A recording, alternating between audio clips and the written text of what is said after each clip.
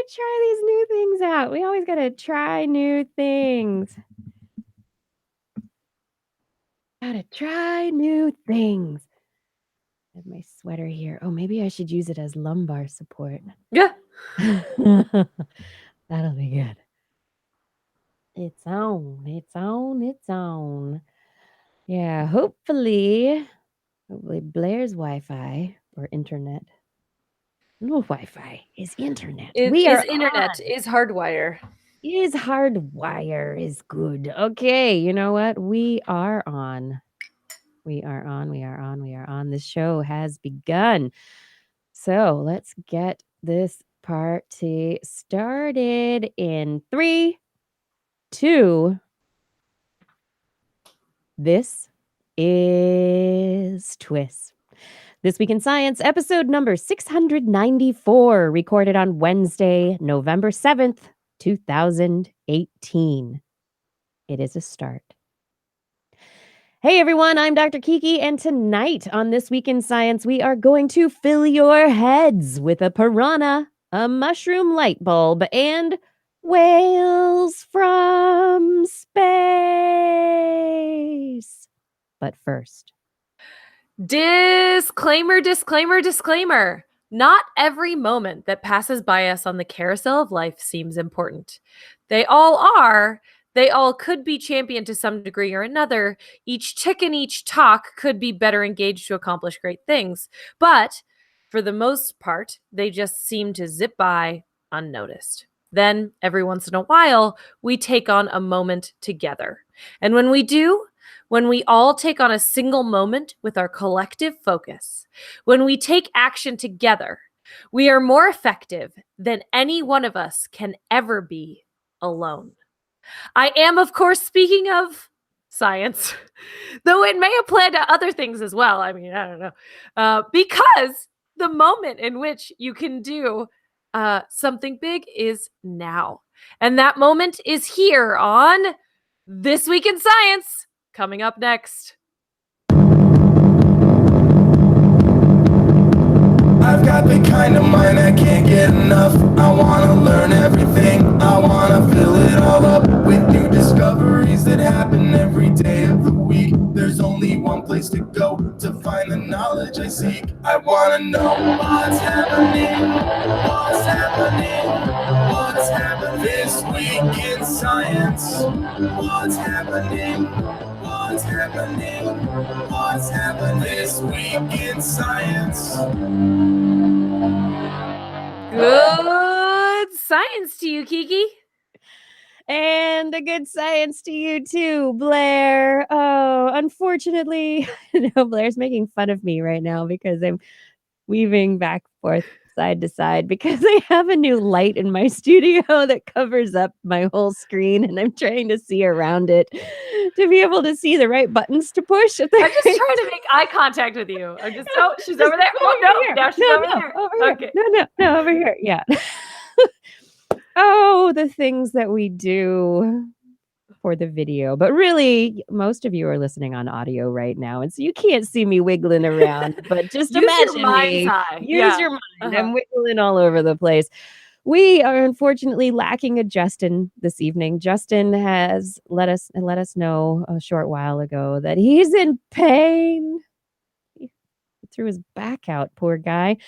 So hopefully I think he trick-or-treated too hard with the girls this weekend. I think that must be what happened. But hopefully he will be back up and sprightly, afresh, anew next week. But in the meantime, we have an episode this week, and Blair and I are here with all the science that you really want to be talking about. That's right. We've got tons of stories on today's episode. And my stories, I've got stories about bionic mushrooms, frogs' legs, and some science in the politics. What's in the animal corner, Blair? In the animal corner, I have 2 stories of humans spying on aquatic life. And then for fun, later on in the show, I have sea star wasting disease news. I like to call it This Week in Sea Star Wasting Disease at this point because it's been talked about a lot. And then I also have elephant bird news for later on in the show. Ooh. I gotta love the elephant birds. Elephants and birds put together. Yes. No, really not, but big birds from a long Real time ago. life Big Bird. It's true.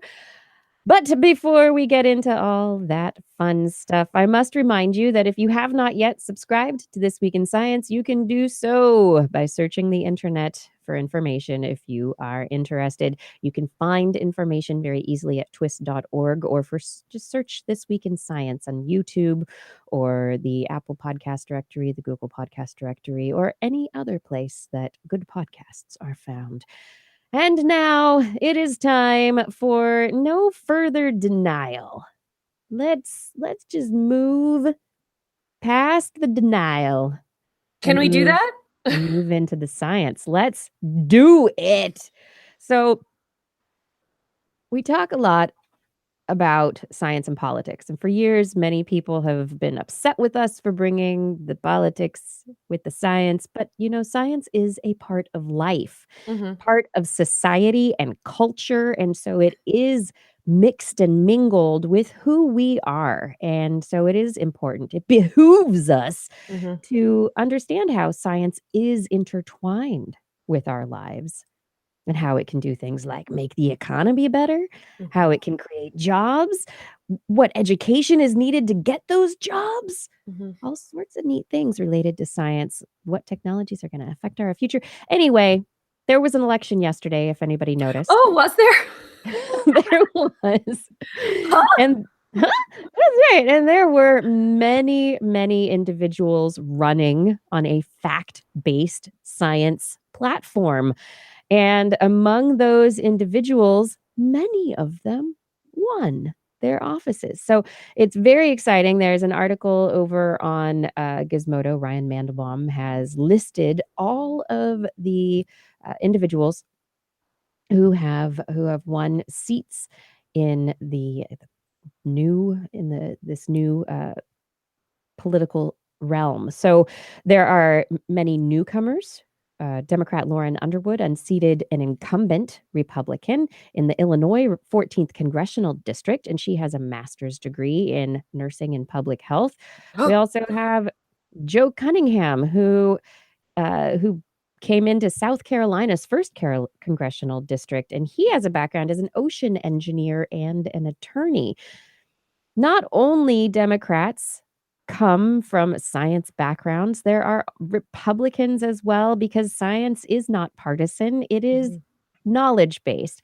So while many of the newcomers to the political sphere are Democrats that have not held office before, there were also many Republicans. Steve Watkins in Kansas was an Army engineer. It's going to be the 2nd Congressional District. We also have Chris Collins in New York. He has a degree in mechanical engineering, and he's retaining a seat representing the New York's 27th Congressional District. And so it's important to make that note that science is nonpartisan. Science is something that everyone should be able to get behind. On that point, for years, we have discussed the House Science, Space, and Technology Committee and its rampant denial of very science-based policies. Yeah, usually environmental related stuff. Yeah. Exactly, usually environmentally related. And well, because, it's really inconvenient. The environment gets in the way of a lot of money making. If we could just destroy the environment, take all the stuff and make lots of money. There we go. Never mind. I'm going on a stump right there. However, Ranking Member Eddie Bernice Johnson has a statement on the election results and in the seeking of chairmanship for this House Science, Space, and Technology Committee, in which science holds a priority, writing, "I am heartened that Democrats will be in the majority in the 116th Congress, and I cannot wait to get to work. If I am fortunate enough to be elected chair of the Committee on Science, Space, and Technology, a committee that I like to call the Committee of the Future, I know that there is much that we can accomplish as Democrats and Republicans working together for the good of the nation. There's much to be done in the next Congress, and I believe that at a minimum, we need to pursue an agenda that will ensure the United States remains the global leader in innovation, which will require attention to a wide range of activities promoting effective STEM education solutions, engaging the underrepresented minorities and blue-collar workers in the STEM fields, supporting a robust federally funded R&D enterprise in emerging areas of science and technology, defending the scientific enterprise from political and ideological attacks, and challenging misguided or harmful administration actions. Address the challenge of climate change, starting with acknowledging it is real, seeking to understand what climate science is telling us, and working to understand the ways we can mitigate it. And finally, restore the credibility of the Science Committee as a place where science is respected and recognized as a crucial input to good policymaking. So, Representative Johnson, I wish you luck in your attainment of the chairmanship of this committee. We'll see how that goes, and we will keep an eye on what happens in the House, and specifically the House Science, Space, and Technology Committee, because, as I've said, it's important to all of us here. Yeah, I think until very recently, there was this discussion about, should scientists step into the political realm, right? And because science is not partisan, it is fact-based, the idea was no. But we have seen what happens when you put people into a space where they make decisions that are supposed to be based on science, and they don't have a scientific background, or a person with a scientific background, at least in the room. Right. And you have medical doctors in the room when you talk about medical care policies, and you have, interest groups in a space when you're talking about them. Unfortunately, I mean, science has to be an interest group, partially because it takes a certain level of understanding to grasp higher level concepts, right? So I feel like that's what makes it kind of hard, is that we could send out pamphlets all we want about the science behind things, but without an interpretation behind it, it's really hard to explain why something's important or what needs to be done about it. And so I actually see this as a really amazing turning point, that scientists are taking off their proverbial lab coat and stepping into the political scene, because we've now seen what happens when you don't do that.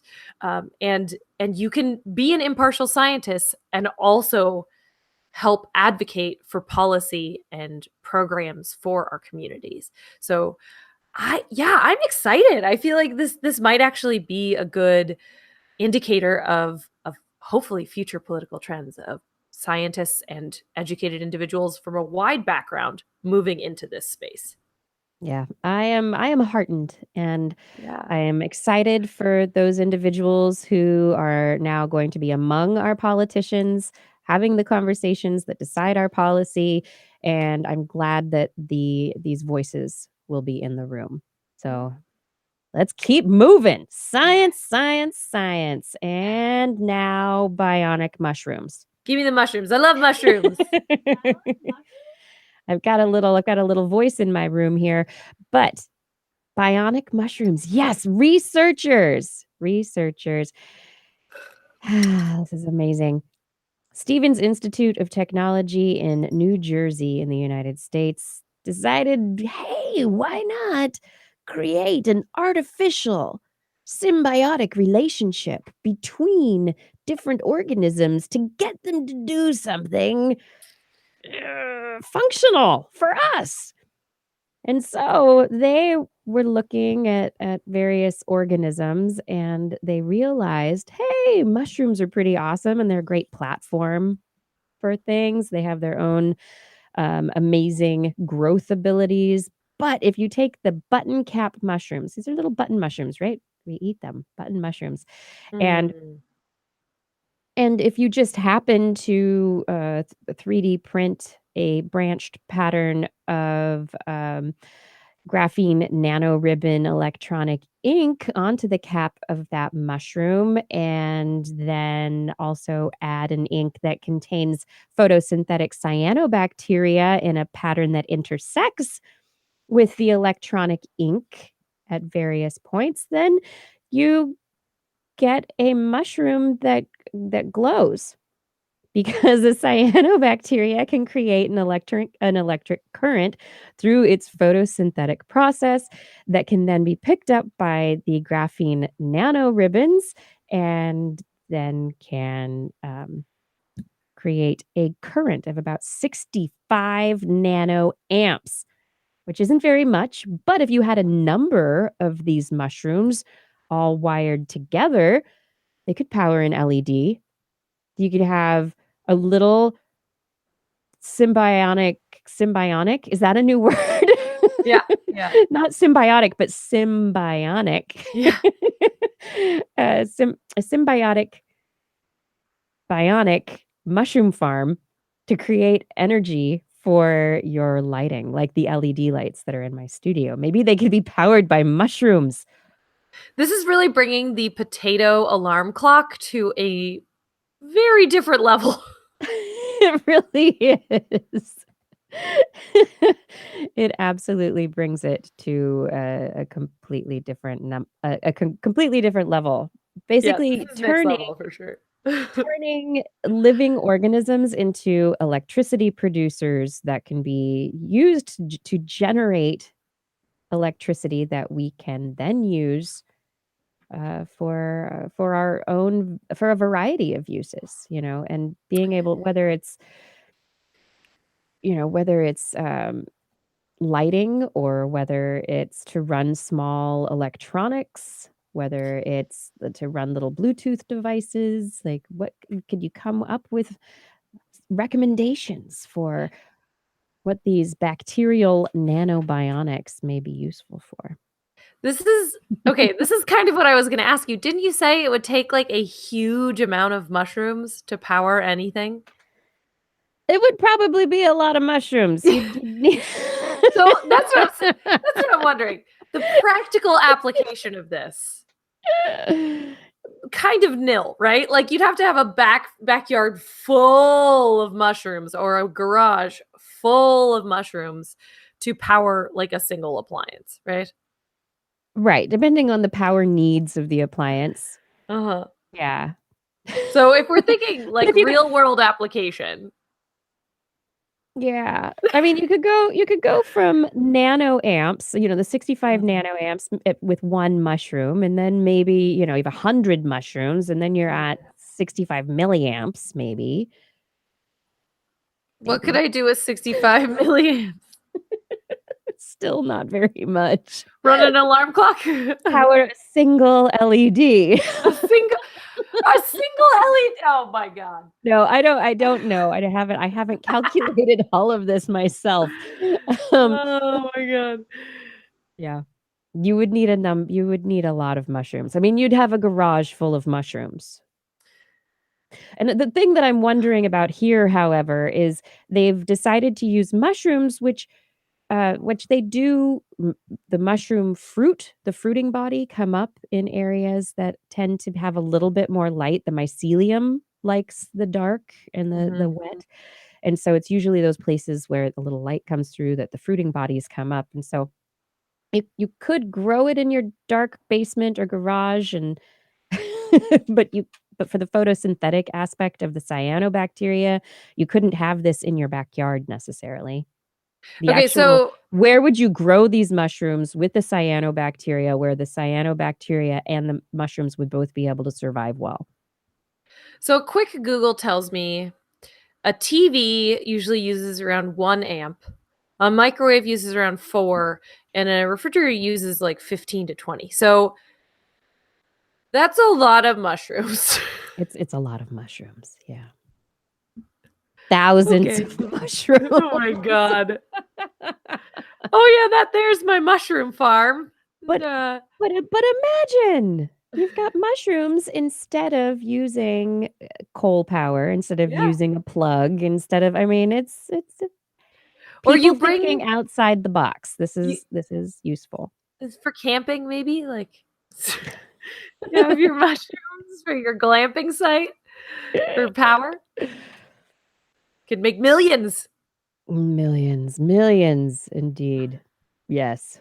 But anyway, I like this. I mean, maybe mushrooms with the cyanobacteria, maybe this is something that'll be used on spacecraft in the future to power electronics. You know, as long as it's got a little light and a place to grow, maybe this kind of thinking is what's going to take us places in the future. Yeah, no, that's true. This is definitely outside the box. Right? But seriously, we've got mushrooms, cyanobacteria, graphene nanoribbons, and 3D printing. All of these things, they would not come together except for modern technology. So what you need to do is take your mushrooms and then make the back of your phone made out of these mushrooms. Ew. So that your mushroom phone is just self-powered. Excuse me, I've got to answer my mushroom phone. Yes! Then I fry it up and throw it on a pizza. That's right. Answer the phone, eat it for dinner. Okay. This is This Week in Science. Blair, what do you have? No. I have. No, it's time for the Animal Corner. Yeah. Let's go to Justin. So now it's time for music. I totally missed that. Hello, producer. Get it together. It's time for Blair's Animal Corner. She loves our creatures, great and small. Biped, millipede, no pet at all. You want to hear about animals? She's your girl. Except for giant pandas and squirrels. It's Animal Corner. Kiki, let me ask you a question. Okay.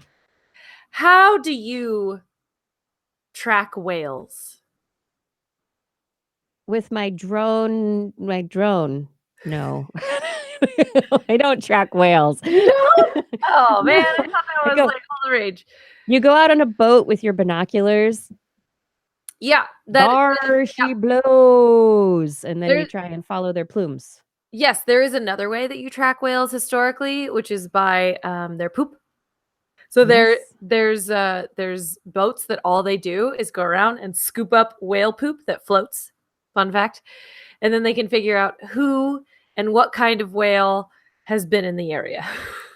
So up until today, this was the main method of tracking whales, was through whale watching, through occasionally some sonar stuff, but overall, occasionally poop. Not super effective. So researchers would try to follow these whale migrations, try to estimate population size. Well, there's a new technology on the scene from Maxar Technologies Digital Globe, which is a system that uses high-resolution satellite images to detect, count, and describe whales. Once upon a time, Maxar Images, I think it was Maxar Images, they sent me a picture of Burning Man. Oh my God, that's they do satellite imagery. Yeah, so I guess they're a third party that does satellite imagery, and then you can kind of request images through them. So this is a new theory that using some of those images, we can track whales, actually 4 different species. So this is it makes sense. Whales are big. The thing about whales, okay. Whales are big. Here's the thing. Yes, they are. I'm backing it up. Okay. We all know whales are big. But until you see a whale in real life, or at least a whale skeleton. Speak with the words. Unless you see a real skeleton or a real whale in person, or at least a scale model, you don't understand what big means. So I encourage everybody to find the nearest museum, natural history museum, whatever it is, that has some of these things on ground level. Because I know growing up as a kid, I would go to the Minor Bay Aquarium. They have a whale model that's up above your head. You don't really understand. But when you see it, actually it was at the Lawrence Hall of Science is the one where I saw the whale skeleton on the ground in front. And I could really see the sheer, it sounds stupid, but the sheer size of this enormous thing, you just don't get it. So once you see that, you go, okay, yeah, maybe you can see these things from space, right? They're so big. So this Wow, is looking specifically at southern right whales off of Argentina, humpback whales off of Hawaii, fin whales in the Mediterranean, and gray whales off the coast of Mexico. And they have identified 10 key populations already. They just started this. This is from whale ecologist Hannah Kubanyes from the British Antarctic Survey. I can't say normal words. How can I say that word? And the University of Cambridge. She says, quote, "This is the most detailed imagery of whales captured by satellites to date. It's exciting that the improved resolution reveals characteristic features such as flippers and flukes, which can be seen in the images for the first time." So if they can see specifics in flippers and flukes, that means they can identify individual populations. Wow. So she says, whales live in all oceans. Many areas are difficult to access by boats or planes, the traditional means of monitoring whales. The ability to track whales without traveling to these remote and inaccessible areas in a cost-effective way will be of great benefit to conservation efforts for whales. So this, just like, it is kind of akin to the drone thing with rhinos in Africa that we've talked about on the show, where when you remove barriers to observation, it helps in a lot of ways. So with the rhinos, it helps us protect them and monitor populations. This helps us just figure out where whales are going, which is the very first step in protecting them and identifying marine protected areas that need definition. So some species are easier to identify by the satellite than others. Fin and gray whales are their body coloration contrasts with water so well that they just pop out. Humpback whales and southern right whales are more difficult because they're a similar color to the ocean that they're in. But the acrobatic behavior of the humpback makes them hardest to see because they splash about so much that you can't see their body or anything specific about them. So you can identify that there is a whale population there for those guys, and you can kind of estimate the population size, but it's not as specific as the other ones. Regardless, we have the potential to use infrastructure already in place, these satellites that already exist, to identify these massive pods of whales that are moving across the planet. And it will help us with population estimates, with, like I said, areas that need our protection, but also protecting the individuals. So this is a pretty cool use of modern technology for something that hadn't even occurred to me personally until I opened this story. It's just amazing that these animals are big enough to be seen from space, that we have, because our satellites well, they have been for years, taking images that are the high enough resolution, number one, to be able to zoom in enough, but then they're big enough to be seen. I mean, how many other things? I mean, the eyes in the sky idea of that we have these pictures being taken, monitoring the Earth constantly. What things haven't we thought of yet that might be interesting to study, or that could we use to help preserve populations? Yeah, absolutely. Yeah. This is a huge opportunity, and I'm really excited. Yeah. Next thing you know, they're going to be looking for old Nessie in the Great Scott. That's right. Yeah. Or whatever she actually is, a giant sea bass or something. Nessie Anyway. bass.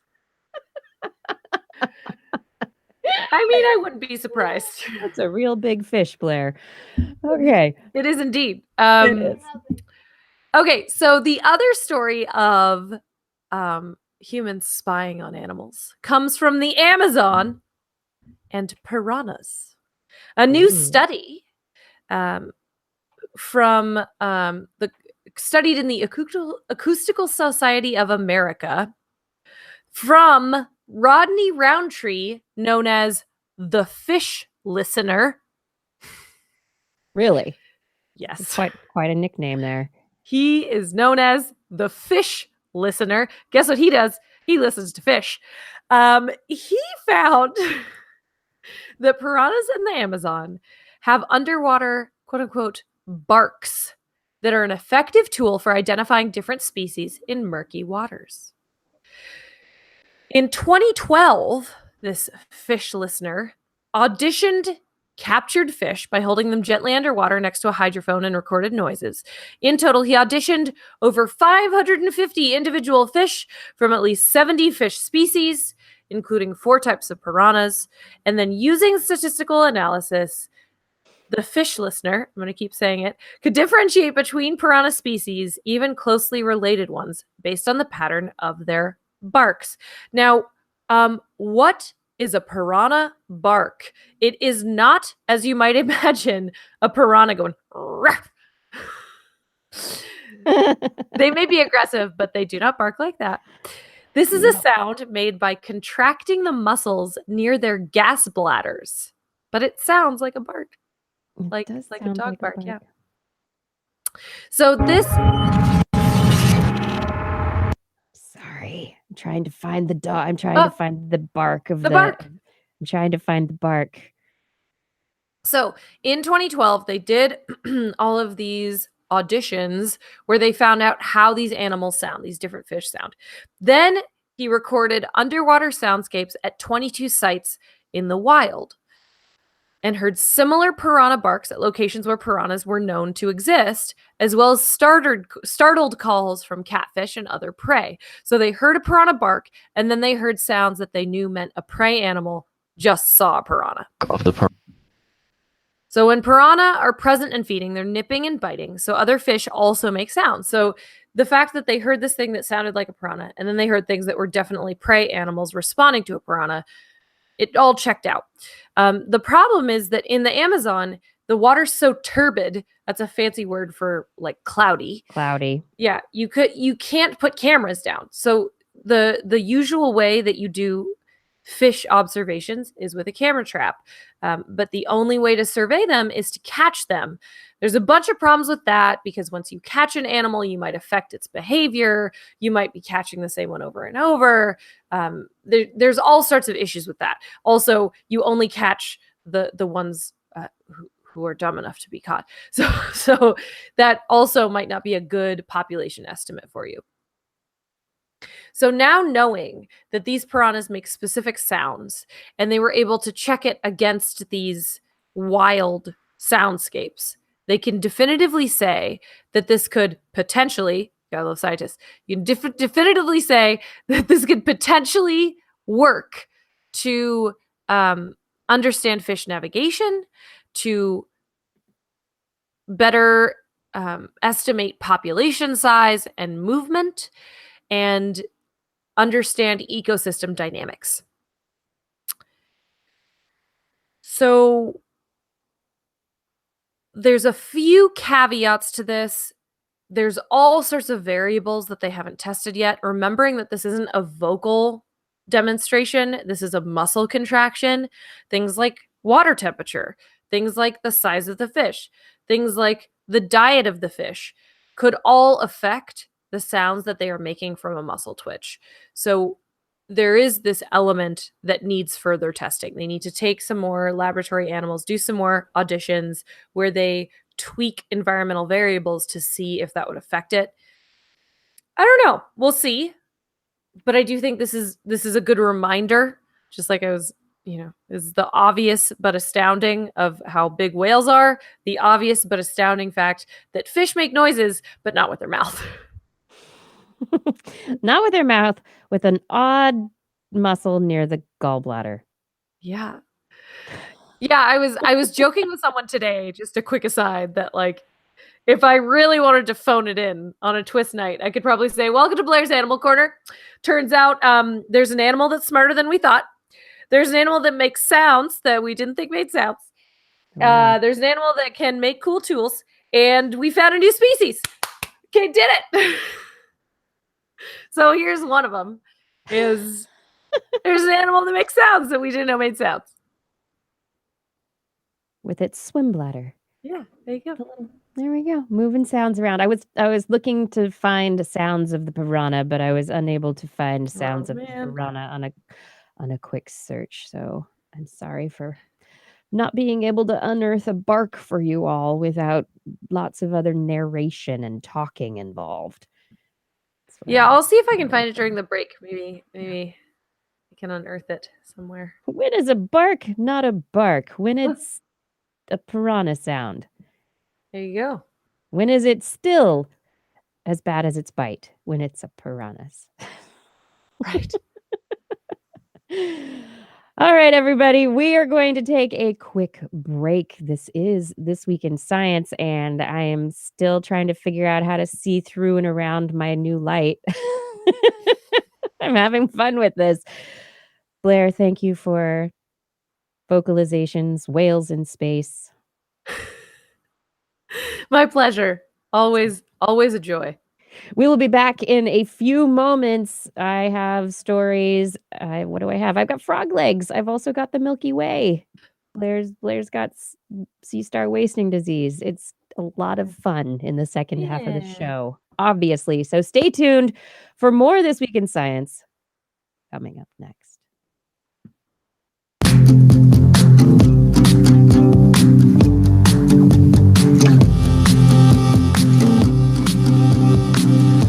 Can't explain things you've heard more than intuition.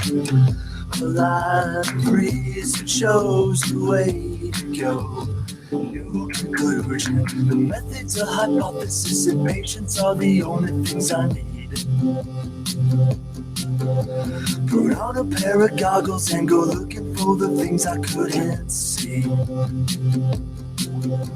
The answers lie somewhere within this scatter plot. Our first assumptions were correct. Please prove the rest. Hey, everyone. Thank you so much for listening to This Week in Science and bringing us into your weekly routine, your life, letting us share some excitement about information with you. Let's learn together, shall we? Well, since you're here, I want to say thank you for being a supporter of TWIS by listening to us, by watching us, by hopefully buying our stuff and maybe supporting us on Patreon. Is that something we can count you in on? Can we? Well, let's start with the basics.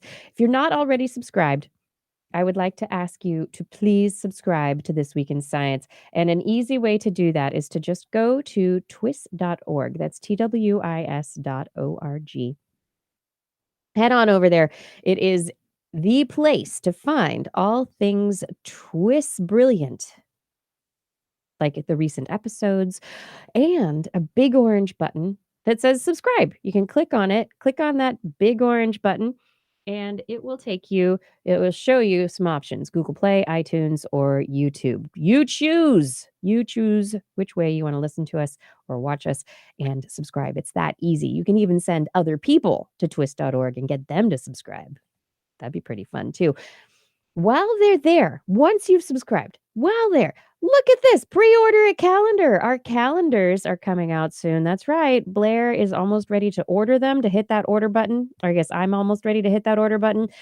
We're almost there, but we need you to pre-order some of these calendars. So click on that froggy front page, that little button that says TWIS 2019, and pre-order a calendar now. Get it before the holidays, right? Get it before 2019 so you can start planning for next year. Right, as Kai says, or get it for Christmas. This makes a great Christmas gift. 2019 TWIS calendar. Other things that you can consider for Christmas are in our Zazzle store. So if you click on that Zazzle link, it'll take you to zazzle.com/thisweekinscience, where you will be able to find all the wonderful TWIS merchandise of your dreams: t-shirts, mouse pads, lumbar pillows, mugs, hats, tote bags, wrapping paper for your Christmas gifts. Yes, all of them at our Zazzle store. A portion of the proceeds of each purchase supports TWIS directly. And so by buying these wonderful things, giving them as gifts to yourself or others, does go directly to supporting TWIS. Another way you can support TWIS is to donate directly. And if you just want to give a straight up donation, there's a yellow donate button on the sidebar of the TWIS homepage. Click on it. It will let you donate using PayPal one time. If you want to donate recurringly, well, you can do it using PayPal. There are easy ways to do it. You go to any recent episode, scroll down through the notes. There are some pink buttons at the bottom of every page. One time, $10 a month, $5 a month, or $2 a month. These are PayPal buttons that will allow you to donate to TWIS using PayPal on a recurring basis. Set it and forget it. It'll be awesome. The other way you can donate in a recurring fashion is through Patreon. And Patreon's a pretty awesome platform for crowdfunding that a lot of people are using these days. We've been using it for a while, and you've been supporting us here for a while. If you personally are not a Patreon patron, please consider clicking the red button there and becoming a patron at the level of support of your choice. $10 a month. That's like less than a cup of coffee a week. At $10 a month, we will thank you at the end of the show. That's right. We will thank you personally. We'll read your name among our other Patreon supporters. That's for you, and we would appreciate it if you did support us there. It would be so wonderful. So subscribe, buy the TWIS 2019 calendar, PayPal donate, or Patreon. Set it, forget it. Become part of our Patreon community. Think of the holidays. They're coming up. How does all this fit into your life? Well, TWIS fits into your life every week. So consider how important it is to your life and supporting us and support keeping us in your life every week. We love to be here, and we need your support to do it. We could not do this without you. No, we can't. So I thank you for your support. I really couldn't do it without you. I thank you. I thank you. Back to the show.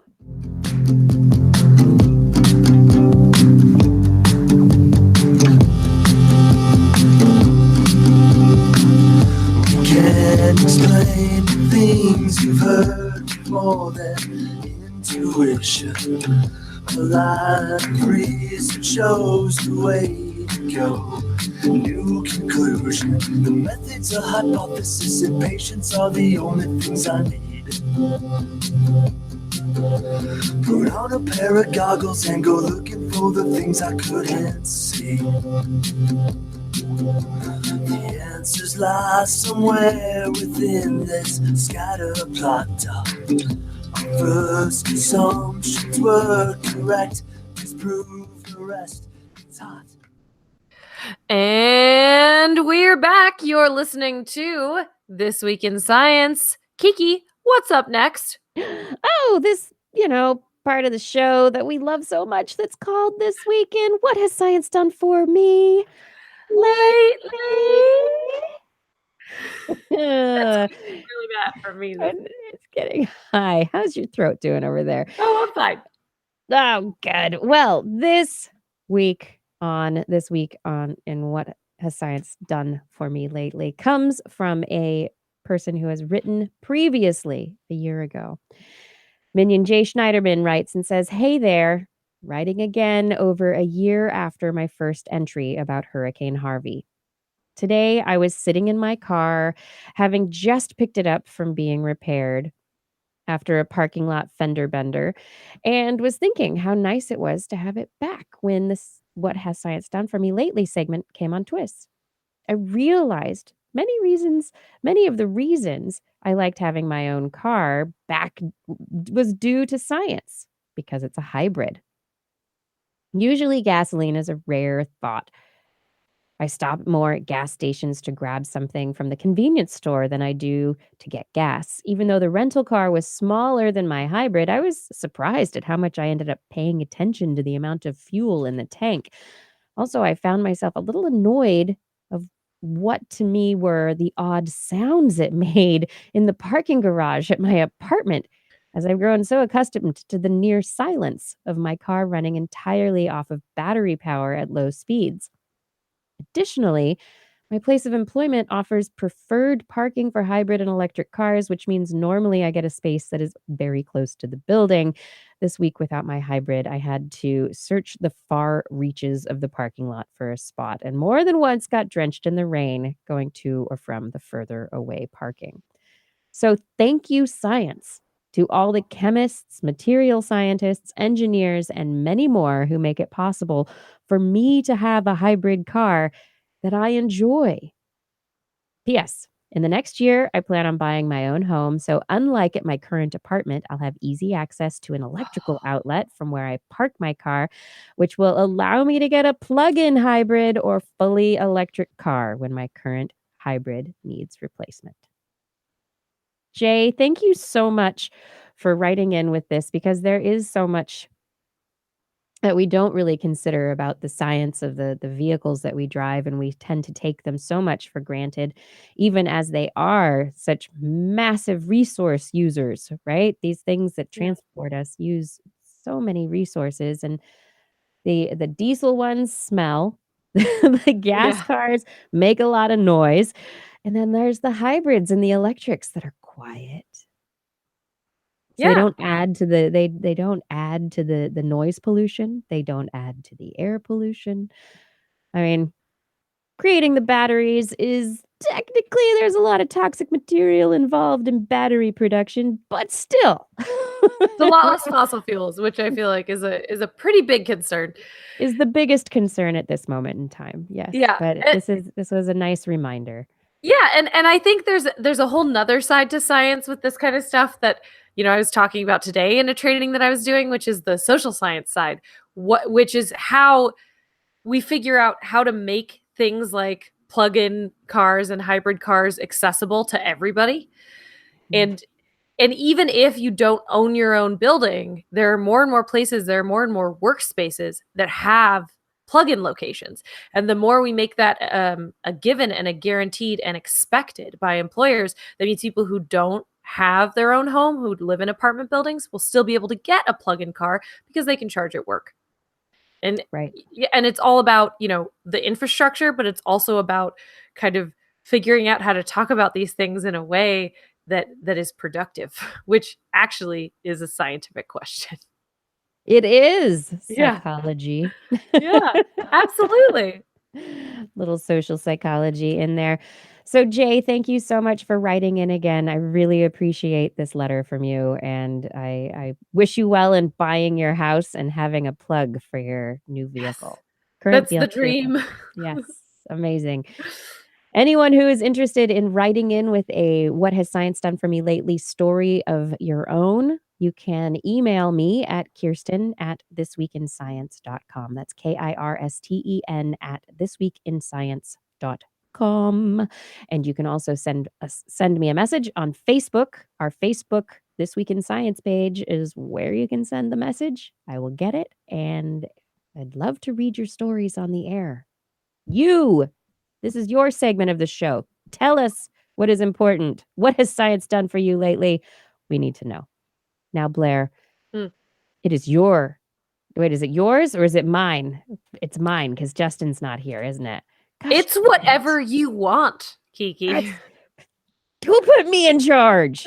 Oh. Sorry. Do you want me to tell a story? Do you want to tell a story? I'm up for whatever. I've been talking, but I can tell a story. You rest your throat. You rest your throat so we can get through this. So much talking today. All right. So this is an exciting, exciting story about regrowth, regeneration. Out of Tufts University, biologist Michael Levine argues that, quote, there is no reason that human bodies can't regenerate. Get out of here. What? Right? So we know you cut off a finger, there's no finger growing back. Cut off an arm or a leg. I mean, this is why we're working on devices that people can use who have lost limbs. We're coming up with external devices that integrate with the nervous system to replace lost limbs, because no, human limbs don't regenerate. That's what vertebrates. We got issues with this. Well, not all of them, though. We've talked many times about the lizards who can regrow their tails. Yeah. So salamanders. Salamanders. And these are vertebrates. Yes. So what are the signals that lead to this regeneration? Well, Levin and his team at Tufts University have been trying to figure out how cells cooperate to build something like an organ or a limb and to know when it's done so that it's not creating a tumor that continues to grow. And this is one of the stem cell biology questions. This is one of the stem cell biology questions of, if you get these cells that can divide and create new organs, how do they know when to stop? Because if they keep dividing, that's something that's not good for your body. That's cancer. It's a tumor. And we want something that understands when it's done. It has an instruction. It knows how to be done.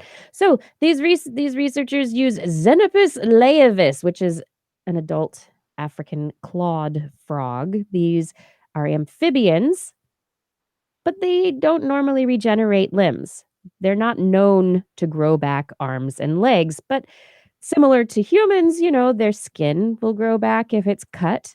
They have some amount of regeneration, very similar to us. And so they discovered that the trigger involved by using these frogs is progesterone, which is actually a female hormone that's involved in pregnancy, in the menstrual cycle, and in breastfeeding. Yeah, isn't that what a spike in progesterone is? What makes you release your egg, right? Yeah, right. Yes. So the researchers amputated the back legs off of frogs, had a nice meal. No, I'm kidding. That was a terrible joke, and I'm sorry. They amputated. They may have. It was just garbage at that point. Frogs' legs. These researchers are not French. They amputated the legs with a wearable bioreactor device for 24 hours, and they applied progesterone with this bioreactor to the hind legs of the frogs for 24 hours, and it induced regeneration not of the full hind limb, but of paddle-like structures in the adult frogs. Like a stumpy thing, kind of. Yeah, like a stumpy back leg. It wasn't a fully defined back leg, but it wasn't a tail. It wasn't something else. It was something that was limb-like. And within about 6 months, the regenerated limbs stopped growing. They kept them going, and the limbs kept growing.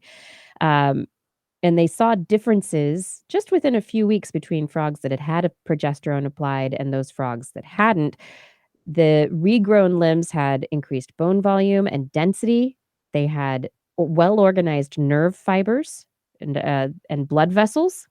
And so it's potential that they stopped growing, but maybe with some kind of cocktail of additional instructions, maybe they would have gotten to where they needed to be a fully activated limb, actuated limb. Interesting.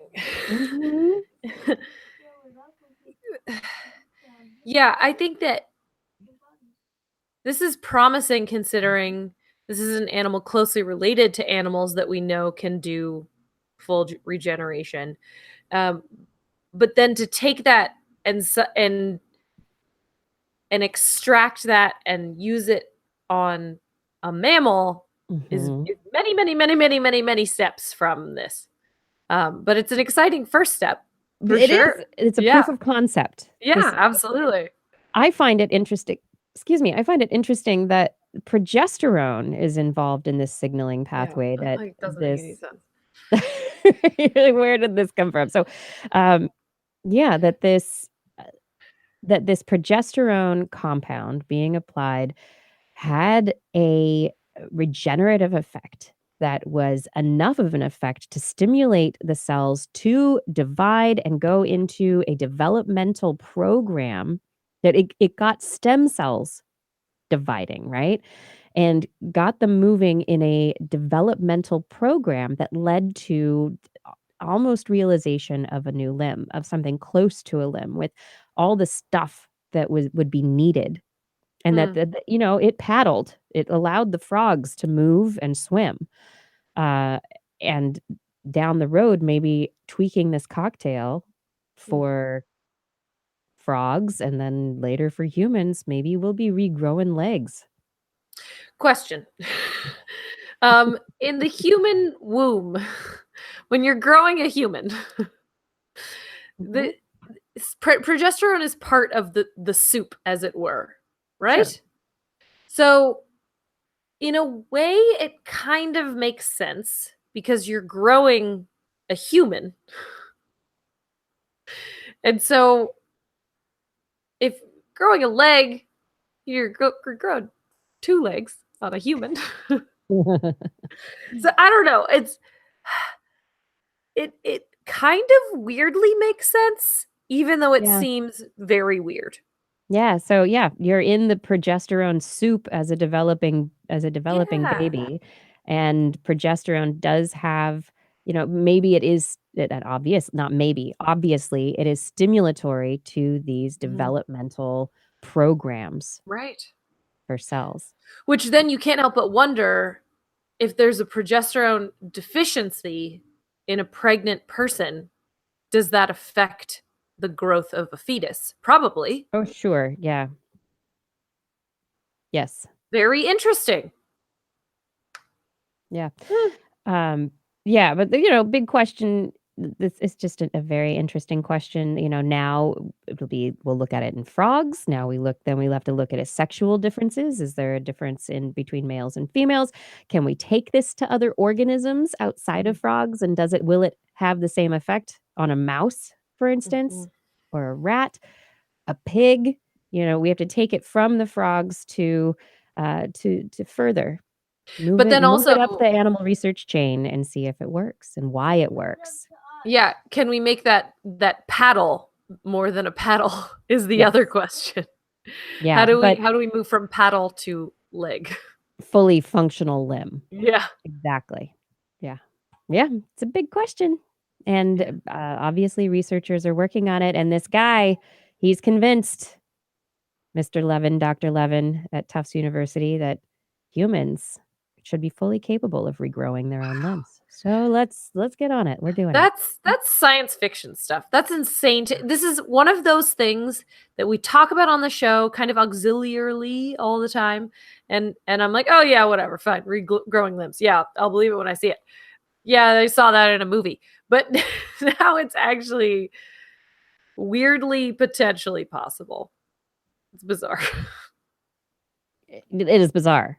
I mean, it would be such an interesting. I'm just trying to imagine the difference in people who do have amputations, who lose limbs.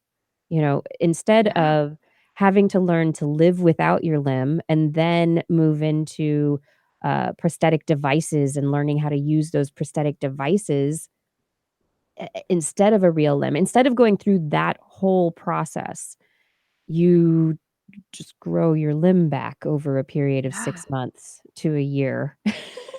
Yeah. And learn how to use it again. With that, I mean, and how long would it take?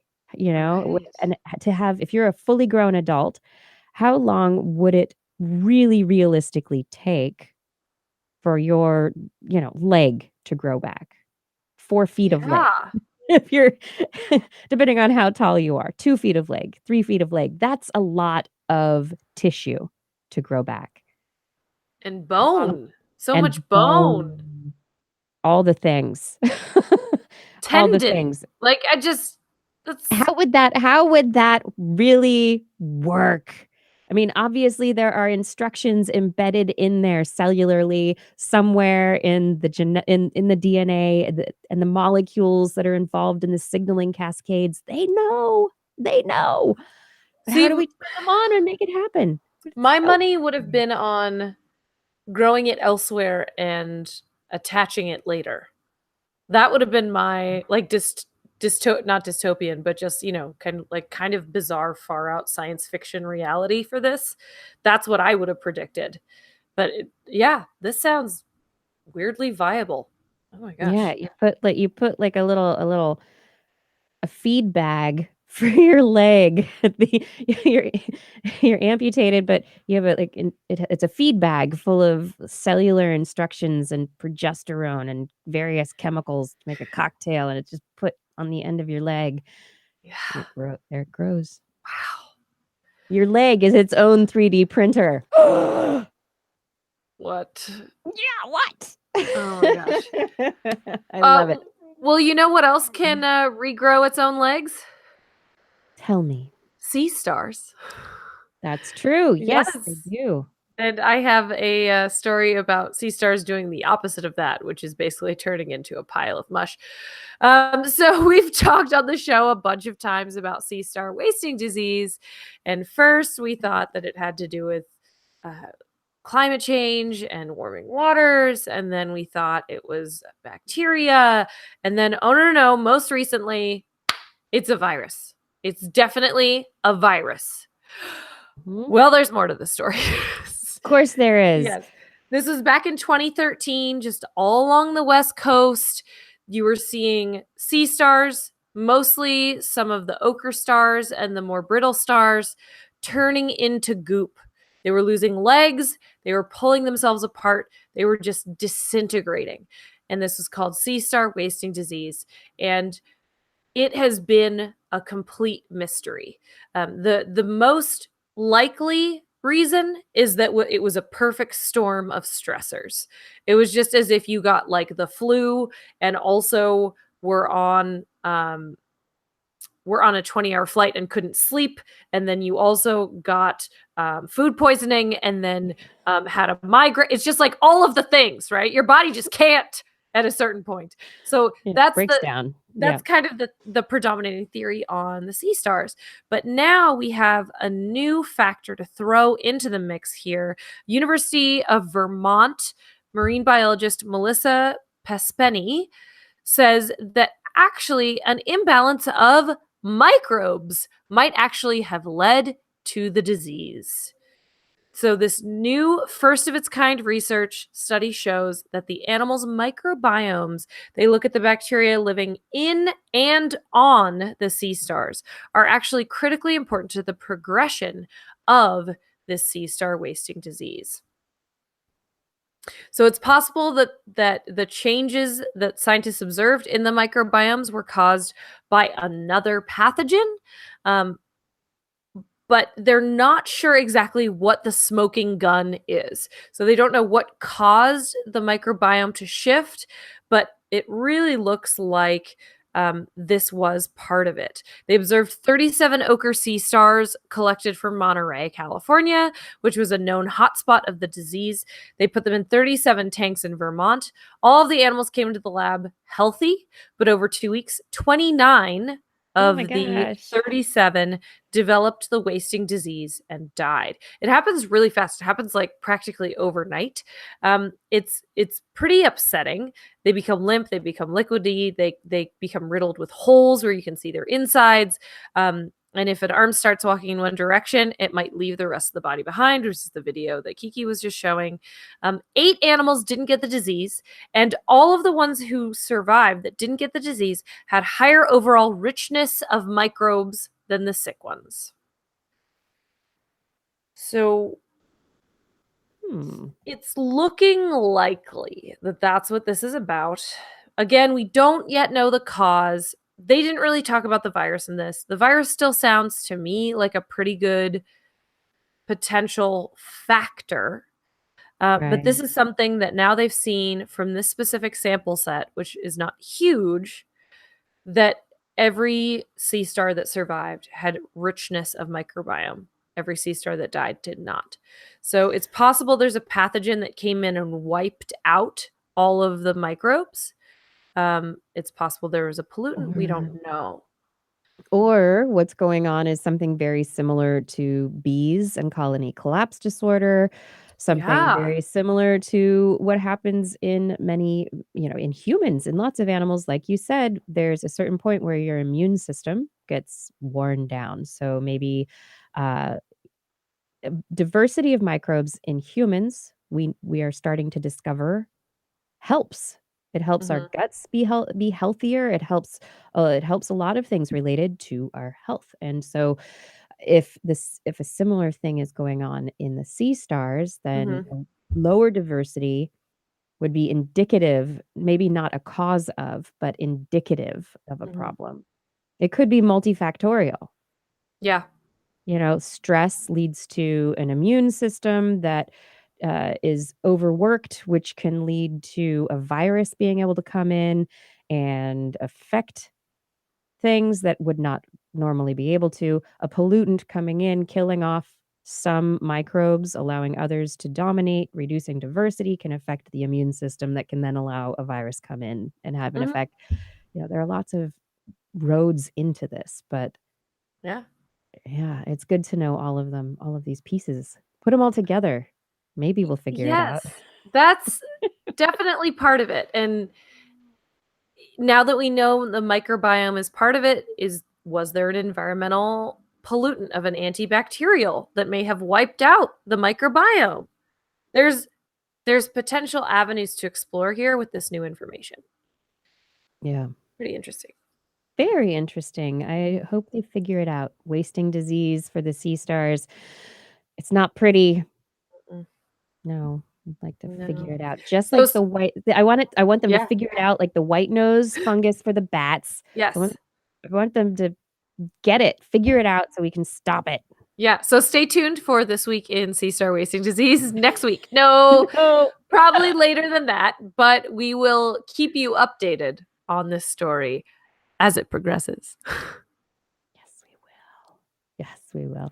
All right. Moving into the Milky Way because we love the space news. So for years, there's the question of, all right, Milky Way. Look at that big energetic thing at the center of the Milky Way. It seems like there's something big and energetic there. Is there really a black hole at the center of the Milky Way galaxy? Right? Because you can't really see it. Uh-oh, sounds like we're doomed. No, we're not doomed because the ESO's gravity instrument on the Very Large Telescope Interferometer has been used by a whole lot of researchers to observe infrared radiation flares coming from the accretion disk around Sagittarius A star. And that is the big object we've been looking at that we know is in the middle of the Milky Way, that before this study, we hadn't ever confirmed was a black hole. But now, thanks to this study, we can confirm that there is a giant black hole at the center of the Milky Way. We're doomed. We're going to get sucked in. It's the end for sure. Nah, probably not. It's been there a while. Been there a really long time. Yeah. And it's going to be there for a very long time. And at some point, it's great. So the accretion disk, this is the matter that's swirling and getting sucked in around Sagittarius A star. It's a belt of gas. It's hard to see past, and it moves really quickly. And it's orbiting there very safely, just outside the event horizon. If you go past that stuff, that's where you get sucked in. Everything gets sucked in past there. And researchers, this one researcher, Oliver Fuhl, a scientist at MPE, he says, it's mind-boggling to actually witness material orbiting a massive black hole at 30% of the speed of light. Gravity's tremendous sensitivity has allowed us to observe the accretion process in real time in unprecedented detail.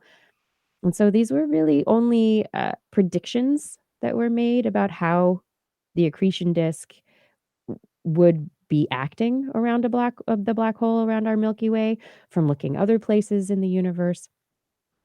And this experiment actually allowed researchers to visualize it, to see it. And the instrument combines the light from 4 telescopes to create a super telescope that's 130 meters in diameter. And there's another instrument that allowed them earlier in the year to accurately measure a flyby of a star that flew very close to Sagittarius as it passed through the extreme gravitational field near it, and it revealed predictions made by Einstein's theory of general relativity in the environment around a black hole, and we reported on that earlier in the year. But this is now very exciting. Black hole center of the universe, but someday we're going to merge with the Andromeda Galaxy, which means that Then we're doomed. Then we're going to get sucked in. Yeah, pretty much. Then we're in trouble. The Andromeda Galaxy is going to one day merge with the Milky Way galaxy, and the two supermassive black holes at the center of the two galaxies will thus merge. And there's been a question going on, and Daniel Holtz, who was interviewed on the show a couple of weeks ago, alluded to this research and the question of whether or not black holes merge to get bigger, right? If you add one black hole to another black hole, does that make a bigger black hole? Is this what happens? Baby black holes add up to make more big black hole? And yeah, the answer appears to be yes. Researchers using snapshots from the Hubble Space Telescope over the last 20 years, they have taken images of merging galaxy nuclei that are associated with huge, giant black holes. And what they say is that they've really seen these nuclei in the process of merging, and kind of this march of black holes becoming bigger black holes, supermassive black holes to mega black holes. That it really is an additive function. But it's not it's not exactly 1 + 1 = 2, right? That's what he was saying. It'd be bigger, but it's not going to be twice as big. Exactly. Right. Yeah. Yes. It's a process that happens. And seriously, like the merger between the Milky Way and the Andromeda Galaxy is going to take on the order of 1 billion or more years. So it's not I'll pencil that in for 1 billion years from now. It'll be fine. Right? I mean, we have to remember this isn't rapid fire. Yeah. Like our lifetime is to this event like a ant is to a whale. Exactly. Yes, absolutely. So researchers have tried to simulate black holes and galaxies merging in the past, and these mergers create a lot of dust that makes it very difficult to see what's actually happening in the nuclei, right? With all this stuff that's blocking it. And so that's why they were, with the Hubble instruments, they were using an infrared camera, not to look at visual light, but to look at the heat of what was happening, to be able to see where the energy was really, really the hottest and find those hot spots. And so they were able to really, really start to visually look for these black holes and look at this X-ray. They looked at 10 years worth of X-ray data from the Burst Alert telescope that's aboard NASA's Neil Gehrels Swift telescope, which is a high-energy space observatory. So they looked at X-ray images, and then they tried to look through the dust, and they went through the Hubble archive looking at these near infrared. They looking using the Keck Observatory to get near infrared. So X-ray, visual, near infrared, looking at all these things and placing them one over another and really trying to put the pieces together. They compared the survey galaxies. They had something on the order of 96 galaxies from Keck, 385 galaxies from Hubble, 38 different Hubble observation programs. They compared it against 176 other galaxies. So this is a large number of galaxies and black holes that they are looking at, because once again, these are snapshots over human scales as opposed to the billions of years that these nuclei mergers take to happen. Yeah. Ant versus whale again. Ant versus whale. So it'll be very exciting in the future, looking toward the future, other images that we may be able to take. Really, I am with the space industry. We want to get the James Webb Space Telescope launched. We got to get this thing into space. Yeah, we were supposed to have that. I know. And we're just going to push that off again for another couple of years. 2021 now, I think, is the date. So it's coming, just Yeah. not as quickly as we would like, but fingers crossed, once it actually gets out into the cold reaches of our solar system, we will be taking some amazing imagery of black holes, other objects that are difficult to see. Uh, yeah, it's going to, hopefully it'll be amazing. Fingers And it's crossed. only in a couple of years. That's like way sooner than those black holes converging. So we're all set. All set. Yes. So anyway, lots of cool black hole news this week. Do you have any more stories? Is it time for some quick stories? Yes, I have one more story. I'm stoked to bring a story about the elephant bird. The elephant bird just popped up on TWIS a few weeks ago, and we discovered a new largest version of the elephant bird. That's right. Titan, something Titan. That's right. It's like Andromeda Titan or something like that. I forget. Remember. But yeah. anyway, the big bird, the elephant bird from Madagascar, running around not that long ago, between 500 and 1,000 years ago. We assumed that it was just like an ostrich or an emu, that it was just a bird that foraged via sight. But a new study from University of Texas at Austin posits, based on looking at skulls of elephant birds, that their brain tells us. So the skull tells us what their brain looks like. Their brain tells us that their vision was practically non-existent, and that therefore most likely they were nocturnal. So a nocturnal lifestyle is shared by another flightless bird, the kiwi. And the kiwi, living in New Zealand, has a lot of similarities in its brain to the elephant bird, which is where this hypothesis comes from. What they did is they were looking at the bird skulls, and because Kiki, you can fact check all of this. Bird skulls, since they wrap tightly around their brains, the turns and curves of the bone correspond to brain structure. So in general, I'm taking that information to mean bird brains are not as wrinkly as mammal brains. Is that correct? Bird brains are very smooth. Right. Yes. So because of that, the shape of the skull can give away the shape of the brain. So absolutely. Great. So the researchers studied the skulls of two different species of elephant birds and used CT imaging, as Kiki's demonstrating right now with her screen share. Looking at these skulls, the researchers were able to create digital brain reconstructions, and they created endocast these digital reconstructions for close relatives, both living and extinct. So they looked at things like ostriches and also things like kiwis. In both of the elephant bird skulls, the optic lobe, which is the bundle of brain nerves that controls eyesight, makes sense, optics, right, was very small. The structure was almost absent in the largest species they looked at. The lobe had the lobe was most similar to the one of the kiwi, which was a total shock because the kiwi has very poor vision and is nocturnal. So from that, they are suggesting that it is likely that these giant birds were wandering around blind in the dark. Hey, blind giant birds. Yeah. It's interesting to me. I mean, I think it also has to do with eye size. Kiwis have little tiny eyes.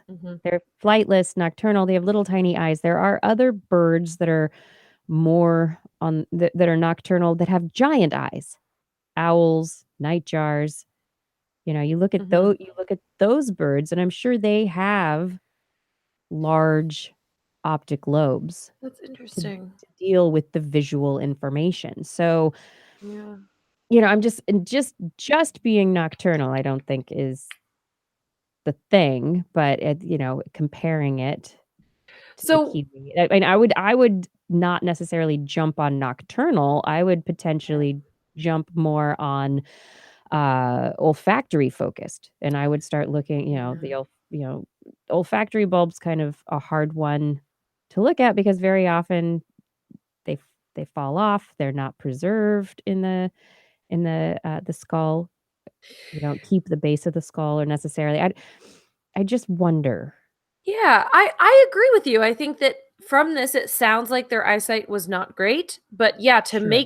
make the jump that they're definitely nocturnal, I feel like this isn't enough. Because especially knowing that they were crashing around these really dense rainforests in Madagascar.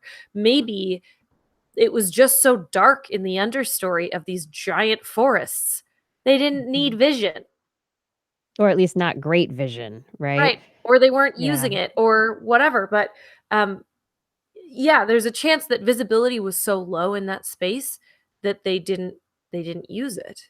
Yeah, it's just trying to imagine like you said, a large animal moving around in a crowded understory. But this is, 10 feet tall, these birds were. Yeah. And The and that's and the what's so kiwi's tiny. The kiwi's little. It can go through the underbrush. It can go underneath things. It's like a vole. It's like the bird version of a vole, basically. Yeah, so these guys were around 500 years ago. That's pretty recent. And it makes you wish we had some sort of written history of the people who hunted the elephant birds to extinction. Yes. First of all, maybe the reason they were so easy to hunt is that they couldn't see. But also, if they were mainly nocturnal, I feel like they wouldn't bump into humans as much. Maybe that's not right. I don't know. But it makes more sense for them to be hunted quickly to extinction if they're diurnal. So I want some sort of written history of humans v elephant bird. So that we can figure out what happened. I mean, there were humans. Elephant bird, the real story. Yeah, there were humans with language that hunted this animal. Yeah. It's that recent. So I don't know. Maybe somebody out there has some oral history and they know. They do. They haven't heard about this paper yet. By the way, it was called Varambe Titan. That was the big one. Yes. Varambe Titan. I love that name. Yeah. So elephant birds, probably blind, awake during the day, awake during the night. Jury's still out. Yeah, we'll go with blind. Absolutely. Yes. Or very poor vision. Low poor vision. Exactly. And moving on from elephant birds, let's jump into llamas. Yes. I love a llama. Llamas are awesome creatures to begin with. Many people live with them, take their fur, use them for making sweaters. They're used as service animals to carry goods from one place to another, to carry people from place to place. They spit at you on occasion. Llamas, llamas. The llama apparently has a slightly different way of creating antibodies in their immune system from the way that we do. So our antibodies are two pairs of proteins. They're heavy and light, and they're just big, bulky proteins. And so sometimes they just can't get into the nooks and crannies of molecules to be able to bind with them so that our cells can attack them, right? But llamas, and this is interesting, camels and sharks only have a pair of heavy chain proteins for their antibodies. And so because they're not doubled up, they're smaller, these heavy chain proteins. And so they can get places that others can't. And researchers at the Scripps Institute decided to say, hey, let's put flu into llamas and see what kinds of antibodies come out. And so they got a bunch of antibodies from llamas for the flu. And then they gave those antibodies to mice. And the antibodies protected the mice from 60 different subtypes of the flu. 60. What? Yes. So it's not a universal vaccine, but it's a pretty darn almost covers it all kind of vaccine. So what I'm hearing is get a llama sick, drink its blood. Is that right? Yeah, so this is interesting in it, not necessarily that we will use as we have with chicken eggs, inject inject something into chicken eggs, and then we're able to get the chicken eggs to grow the antibodies. Other antibodies, animals that we use are rabbits. There are various animals that we've used to develop certain antibodies for vaccines over the years. We're trying to get away from that animal production process, but to understand how they're created from one species. The llama has this different strategy. Will it work for humans? It worked to take those antibodies to protect mice from 60 different flu viruses. That's And great. so I love that. yeah, and so the researchers are saying, okay, this isn't like, universal flu vaccine. This isn't gonna cover all of them, and it's not gonna be like you get a shot once in your life and never have to get a shot again. But right now we take the best guess mix of flu antibodies, right? It's like the best guess in the vaccine for what it's going to be like in the upcoming season. And if instead of having the best guess that maybe kind of helps you out a little bit and maybe helps some people more than others, maybe you just have a flu shot every year that works pretty darn well. And when you go in for the flu shot, hospital's just full of llamas. And the hospital's full of llamas. They're like, oh, you want a flu shot? Bring in the llama. Bring in your llama. I love Bring it. in your llama. Yes. And then moving on to my last kind of fun story here at the very end of the hour. This last week, there was a report in the archive. I think it was it's in the archive.org. It's a preprint that's going to be published in the Astrophysical Journal. Researchers from Harvard University were trying to postulate what could be going on with that cigar-shaped asteroid, Oh yeah, the spaceship. Oumuamua. Yes, that passed through our solar system and kind of accelerated on its way out, which isn't easily explainable based on its trajectory and its shape, and people have been trying to figure out how it could potentially have passed through the way it did and left in the fashion that it did. And, for the most part, the researchers had some fairly straightforward ideas. And then at the end, they suggested that Oumuamua might be a fully operational probe sent intentionally to Earth vicinity by an alien civilization. Oh, scientists. They had to put it on. I mean, they had to hedge their bets, just like, well, I mean, I guess maybe it could be. That's exactly it. And so We don't know it's not that. Yeah, and so of course the media, I love talking about the media that we are obviously not a part of. Ha! Yeah. No. The media jumped on this and everybody was, "Oh, it was a spaceship. Scientists say it was an alien vessel probing our universe, our solar system." And while the researchers were hedging their bets, as you say, it's not necessarily true. It's a theory paper trying to figure out what could possibly be going on and putting different ideas forward. And so they put that in there as one of the ideas to be knocked down by experimental and observational data. Because that's what you do with hypotheses. Yeah. You knock them down. Oh boy. I saw that headline and I was like, I'm not going to click on this because it's not right. I'm glad you cleared the air there. That's Yeah. Yep, gotta clear the air. So here's the thing. It might be aliens. Yeah. But we don't know that, and the researchers who are publishing this paper, they don't know it either. And so That's science at work, folks. that is science at work, and it is, if you're an astrophysicist, aliens are, maybe it is one of the hypotheses that needs to be knocked down. Or, maybe we'll find support for it.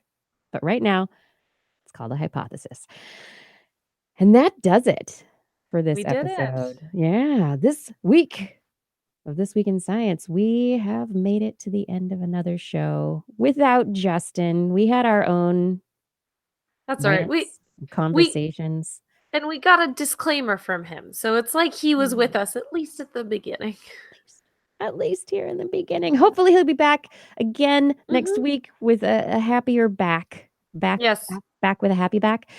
Hot and then cold and then hot and then cold, and also painkillers. If you're listening, just there we go. Yes, if you're listening, hopefully lying flat on your back, listening. Yes. Everyone, I would love to thank you for joining us for another episode of This Week in Science. Thank you to Fada for helping out with our social media and also with our show notes over in YouTube, and for helping to moderate a little bit in the YouTube chat. Thank you to Gord, and who else is there? There's Gord for his work moderating our chat every week. Identity 4, thank you for helping to record the show every week so that we can have a podcast in the RSS feed. Yes, that's important. And I would also love to thank our Patreon sponsors, which my page isn't loaded for some reason. I wonder how that happened. Okay, here we go. Getting down to it. Thank you to Paul Disney, G. Burton Lattimore, Richard Onemus, Ed Dyer, Ken Hayes, Harrison Prathers, Charlene Henry, Joshua Fury, Steve DeBell, Alex Wilson, Tony Steele, Craig Landon, John Ratnaswamy, Mark Mazzaros, Jack, Matthew Litwin, Jason Roberts, Bill K., Bob Calder, Time Jumper 319, Eric Knapp, Richard, Brian Condren, Dave Neighbor, Aiden Jeff, Sue Doster, Paul Ronovich, David Wilkinson, Ben Bignell, Richard Porter, Jacqueline Boyster, Noodles, Kevin Reardon, Christoph Zuknurek, Ashish Pants, Ulysses Adkins, Sarah Chavis, Artyom, Rick Ramus, Paul, John McKee, Jason Olds, Brian Carrington, Christopher Dreyer, Lisa Suzuki, Jim Japogue, Greg Riley, Sean Lamb, Ben Rothig, Steve Lesseman, Kurt Larson, Rudy Garcia, Marjorie, Gary S., Robert, Greg Briggs, Brendan Minish, Christopher Rappin, Flying Out, Aaron Luthen, Matt Sutter, Mark Hessenflow, Kevin Parachan, Byron Lee, and EO. Thank you for all of your support on Patreon. And if any of you out there are interested in this Patreon thing, you can find information at TWIS.org. All right, everyone. Next week, we will be back with another show. Like I said, hopefully Justin will be here. So far, no guest lined up, but we will see what we can do. We broadcast live Wednesdays, 8 p.m. Pacific time at twis.org/live, and we hope that you will join us there. We are also live on our YouTube channel. I know there are a few of you there right now. Thank you so much for watching us on YouTube. But both of these places, don't worry if you can't make it, because we're recording all of it. It's archived. You can watch it later. And I hope that you do. You can find those past episodes at our YouTube channel and also at twis.org. Everyone, we have a calendar. Don't forget, we have a calendar. You can find information at twis.org. We have liftoff with the calendar. Thank you, everyone, for listening tonight. What a fun show. We hope you enjoyed it. I know that I did. TWIS is also available as a podcast. We might be in your ears right now. Just search for This Week in Science in iTunes, or if you have a mobile device, you can look for TWIS for Droid in the Android marketplace. That's TWIS, the number 4, and then Droid, or This Week in Science in the Apple marketplace. For more information on anything you've heard here today, show notes are going to be available on our website, twis.org. Let's say it again, where you can also make comments and start conversations with the hosts and other listeners. Or you can just get at us directly. You can email Kirsten at thisweekinscience.com, Justin at twisminion@gmail.com, or me, Blair, at blairbaz@twis.org. Just be sure to put TWIS, TWIS, in the subject line, or your email will certainly be spam filtered into oblivion, straight into a black hole. You can also ping us up on the Twitter. We are at TWIS Science with a single S, at Dr. Kiki, at Jacksonfly, and at Blair's Menagerie. We love your feedback. If there's a topic you would like us to cover on a show or address, a suggestion for an interview, maybe a funny animal joke, I love those, just send them our way. Please let us know. And we will be back here again next week. We hope that you will join us once again for more great science news. And if you happen to have learned anything from the show tonight, Remember, it's all in your head.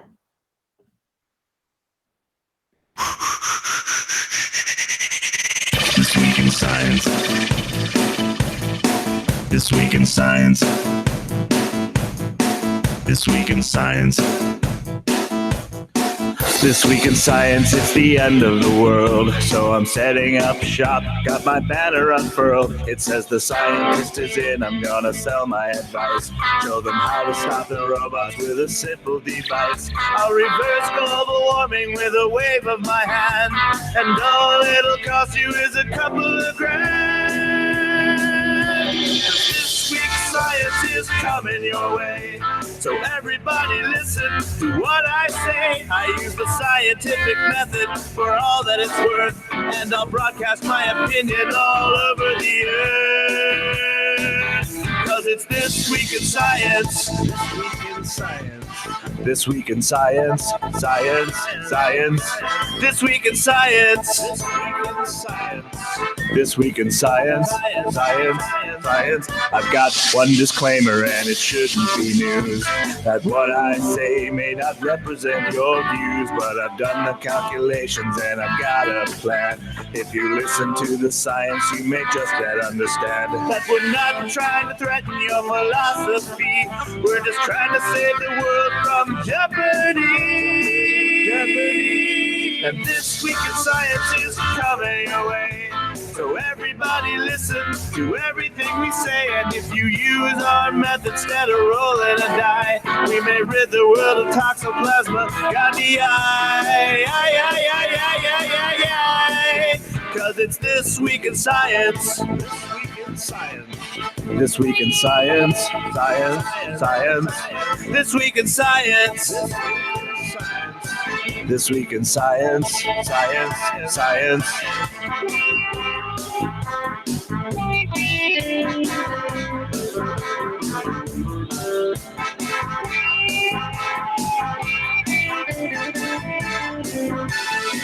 I've got a laundry list of items I want to address.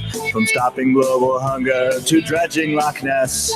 I'm trying to promote more rational thought, and I'll try to answer any question you've got. So how can I ever see the changes I seek when I can only set up shop 1 hour a week? This Week in Science is coming your way.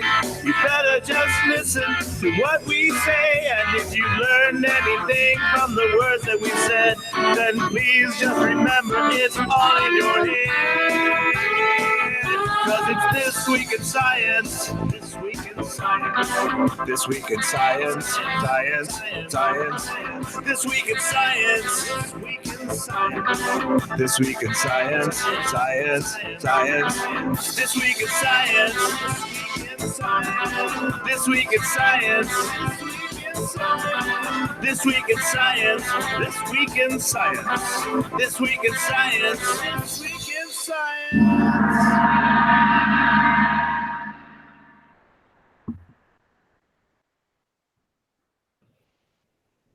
And once again, we come to the end of another episode of This Week in Science.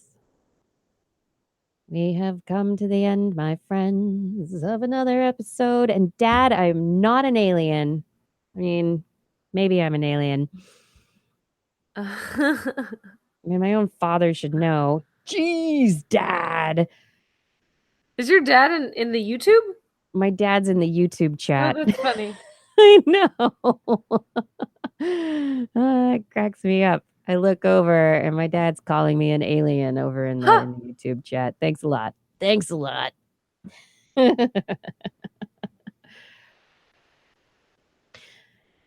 Ozzy Bogan Tech responds, though, I think we all are. Panspermia is an interesting idea. There is that. There totally is that. Is that really my dad? I don't know. Someone's using his name. Hey, Yeah, Dad, how's it going? The internet's a weird place. I know. My dad's messing with me on the chat. He's probably just wondering whether or not I'm paying any attention.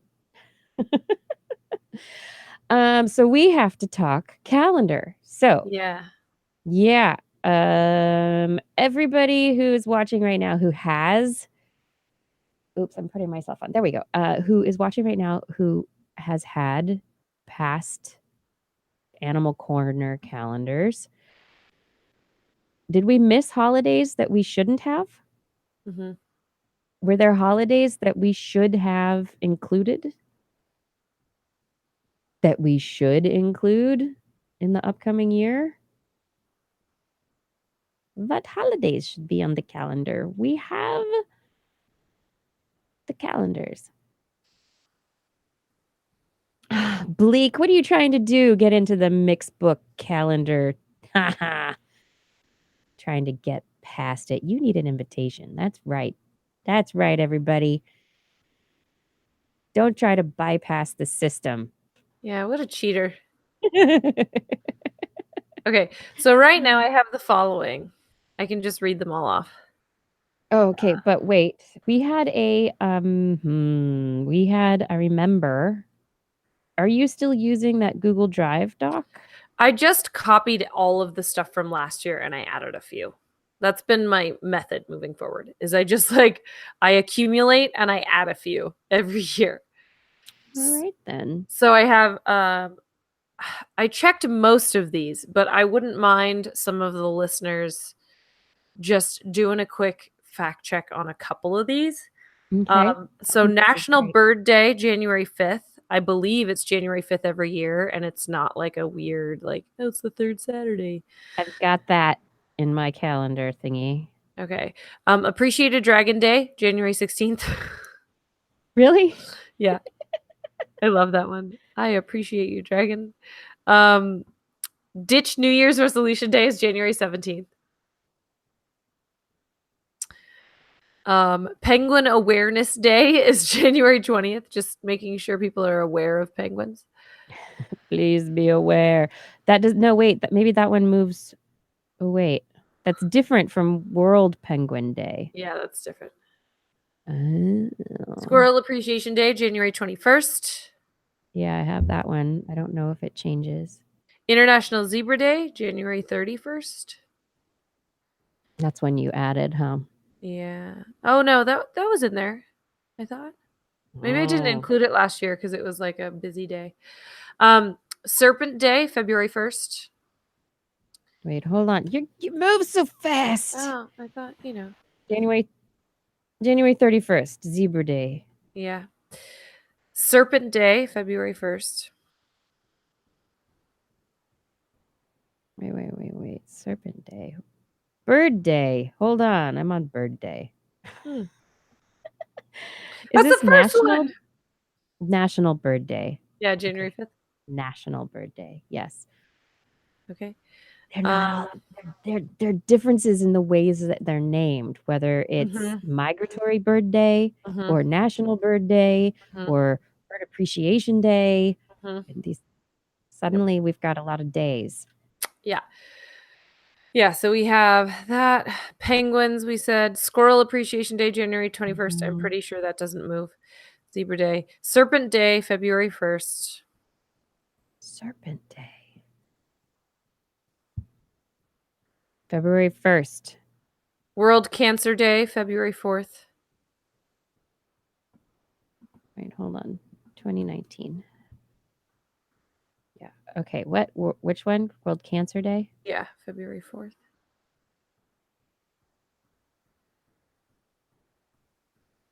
Yep. Okay. Darwin Day is the 12th. World Radio Day, February 13th. Yep. That's also our TWIS Love Fest. Is that day? Galileo Galilei's birthday, February 15th. National Hippo Day, February 15th. That definitely doesn't move. I can vouch for that. Hip, hip, hooray! Hippo. World Pangolin Day. I checked that one. World Whale Day. I checked that one.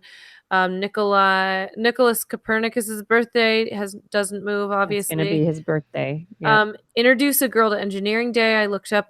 International Polar Bear Day. I looked up for this year because I think International Introduce a Girl to Engineering Day changes. Yeah. So I changed the date for that one. So I have the way this works in the calendar. I set things as repeating every year if the date doesn't move. And so the ones that were not that way, I already manually checked, but I have not checked the repeating ones. So that's the ones we're doing right now. So National Pig Day, I have as March 1st. I'm not sure about that one. March 1st. National Pig Day. World Wildlife Day, March 3rd.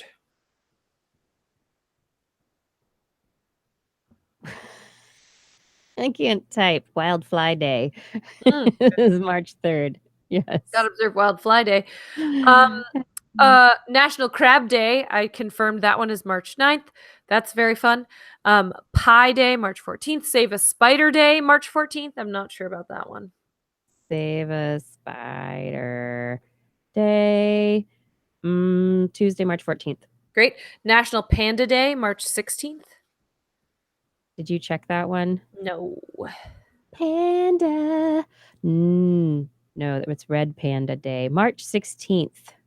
Great. Panda Day. Yes. International Day of Happiness, March 20th.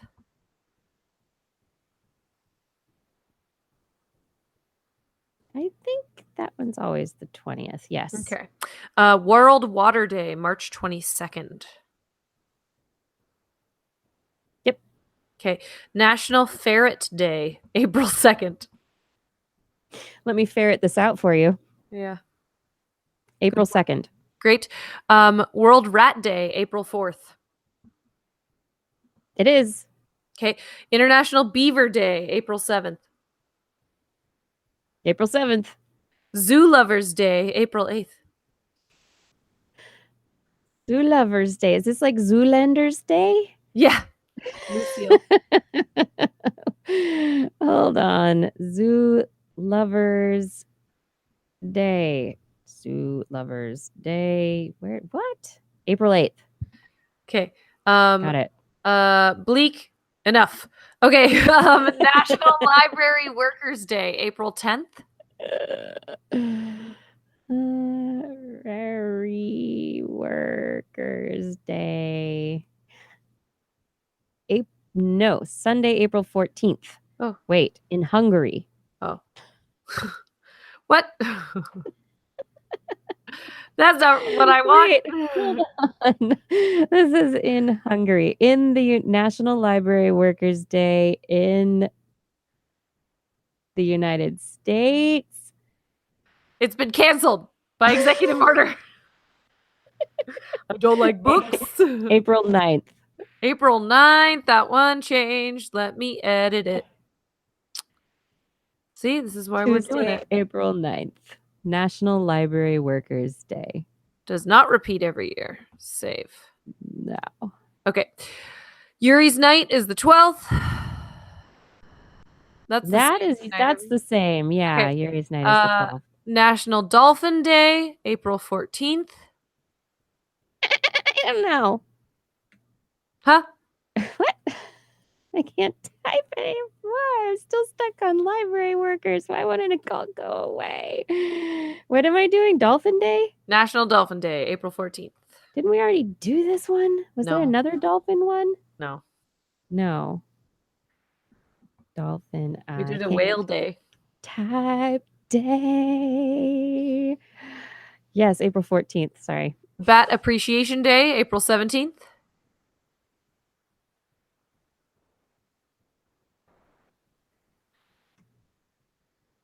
April 17th.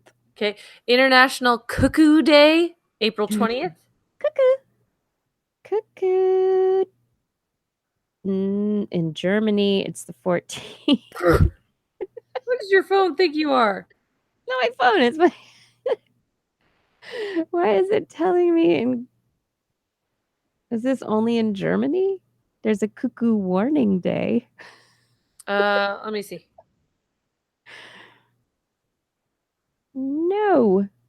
Sunday, April 14th, Cuckoo Day, 2019 in Germany.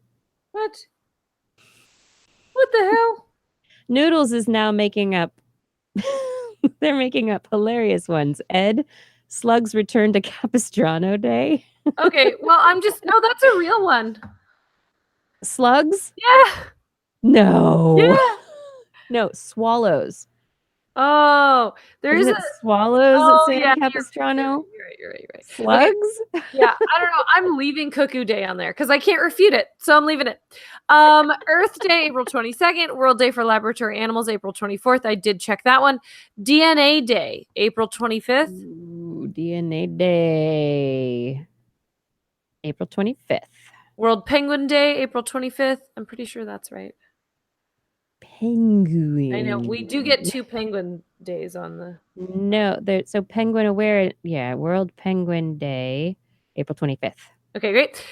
You're way faster than I am. World Taper Day, April 27th. I know that one's correct. Because you love tapers. Yeah. Save the Frogs Day, April 28th. Save the Frogs is white. No. April 27th. Oh, Save the Frogs Day. Mm-hmm. Edit. No repeat. Hold on, let me check this just to be sure. Save the Frogs Day. Yes, April 27th. Okay, Save great. the Frogs Day. Fixed that. Yep. Avoided that catastrophe. Save the Rhino Day, May 1st. I'm pretty sure I just added that in. Wild Koala Day, May 3rd.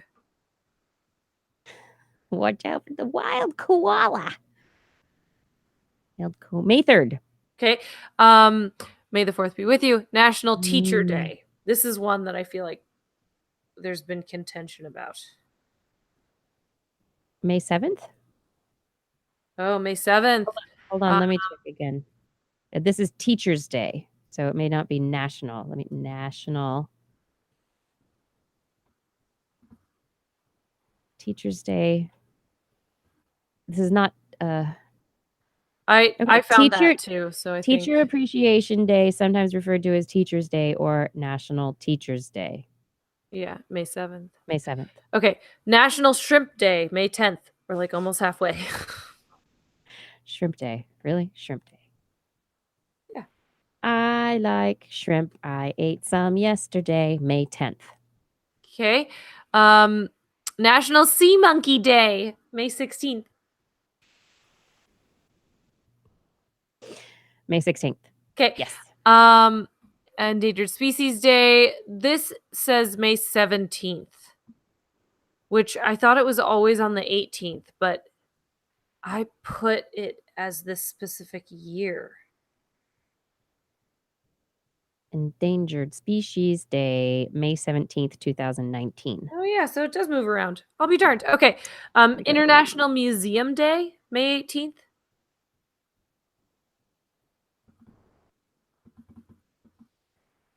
May 18th. Okay. World Turtle Day, May 23rd. Turtles all the way down. May 23rd. Okay, we have Don't Forget Your Towel. That doesn't move. Rachel Carson's birthday doesn't move. Slug Appreciation Day, May 28th. Now I want to know, though, if there is a Slug's Return to Capistrano Day. Oh, my goodness. Okay, Slug Appreciation Day. Why can't I see it? What? Slug's Return from Capistrano. What is that? Yeah, I don't. That is on there. That's hilarious. That's something made up. This is in May 19th.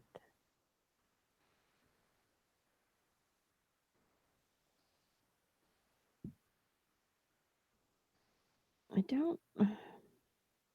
Weekly holidays. What? I'm having trouble finding Slug Appreciation Day. I'm gonna leave it. Okay. World Oceans Day, National Black Cow Day, June 10th. Wait, what? Black Cow Day. Yeah.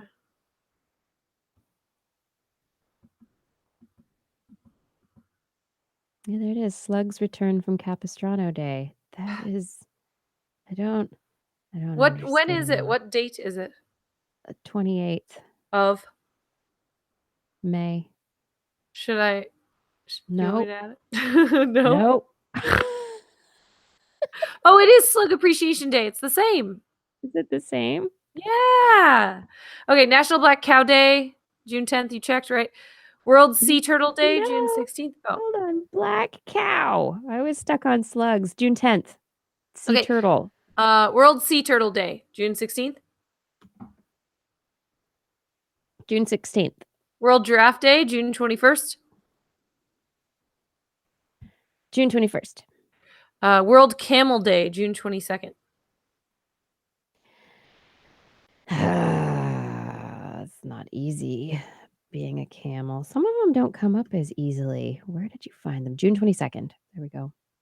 Okay. But wait, it doesn't say 2019. That's fine. Oh, I lost my spot. Okay. Pink Flamingo Day, June 23rd. Pink Flamingo Day.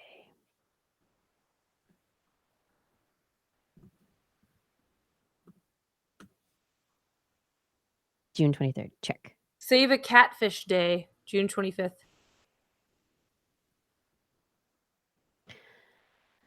June 25th. Okay. Shark Awareness Day, July 14th. Shark Awareness Day. Mm-hmm.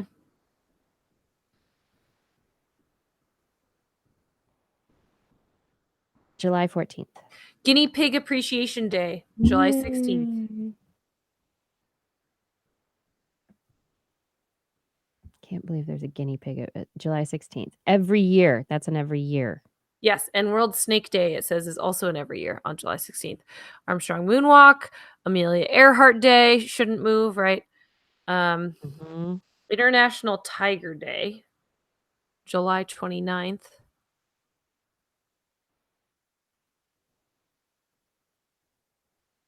Hold on. International Tiger. I have to put it. Sometimes I have to add things. July 29th. Okay. World Ranger Day, I just looked up July 31st. Kiki's birthday, August 1st. Owl Awareness Day, August 4th.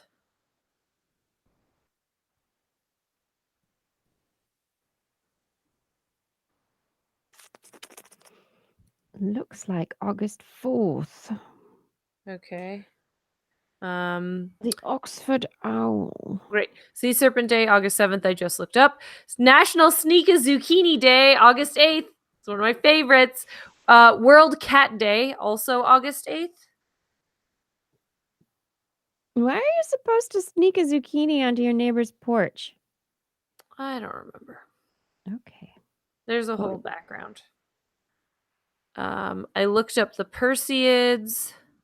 World Lizard Day. This light is getting very bright. You can turn it off. We're in the after show. We're in the after show. I could be in the dark. In the dark. World Mosquito Day. It must be my dad. He's telling stories about my youth. I kissed a banana slug at science camp. It's true. My dad knows. Where's my mouse? Are you looking up World Mosquito Day? No. Okay, I'm looking it up. I'm August 20th. Oh God, I got it. Okay. August 20th. Okay. International Whale Shark Day. It's whale shark, and whale August swam 30th. into view. Ooh, we're almost done. August 30th. Okay. Yes. Species Requiem Day, I know does not move. Threatened Species Day, September 7th.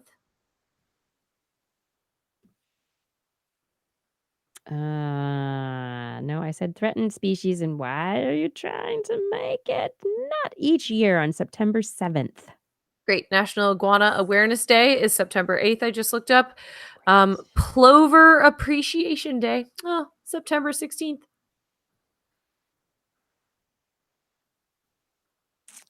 Plover, plover, plover, plover, plover, plover, plover. It's making some of these are hard to find. Yeah, because it's obscure. Okay. I'm I'm going to look up Rabies Day. It's obscure. It was on September 16th. But I don't know that it is every year on September 16th. Well, if you can't find something else, we'll take it. World Rabies Day is still on the 28th. World Rivers Day.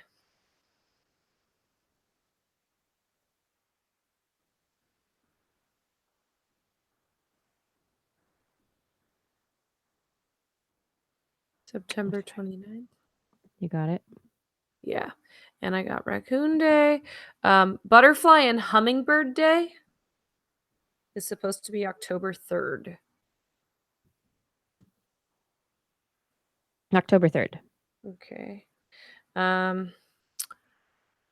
World Teachers Day.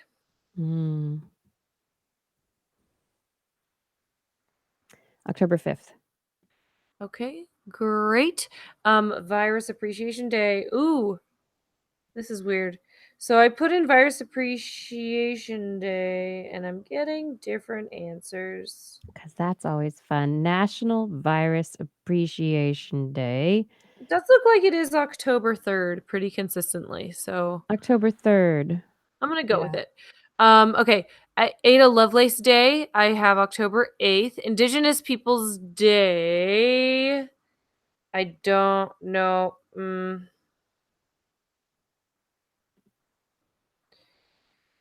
What Indigenous October 14th is what it's going to be. I have to change that.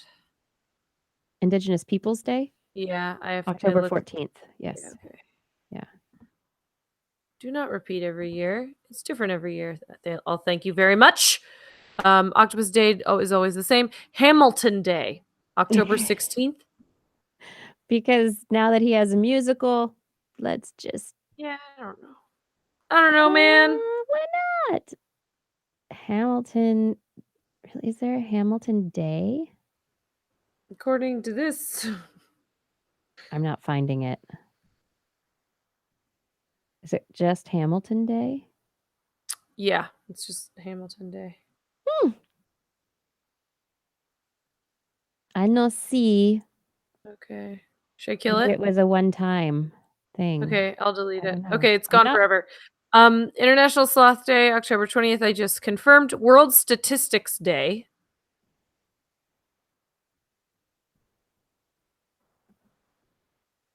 October 20th. Okay, perfect. I just looked up Wombat Day, Mole Day, National Mule Day. Gotta love them. National Mule Day? Yeah. National Mule Day. Mule Day. Where is Mule Day? October 26th. I found it. Okay, great. I just confirmed Jellyfish Day. Woohoo! And I confirmed GEEZ Day. I looked up that. Fibonacci Day is always the same, right? Because it's a number. Mm-hmm. World Anteater Day. See, some of these things, they're not quite official yet. Here we go. November 24th. For Anteater Day? Oh, it was 2000. World Anteater Day. Oh, maybe it's an event. It says November 24th. That's weird. Like way different.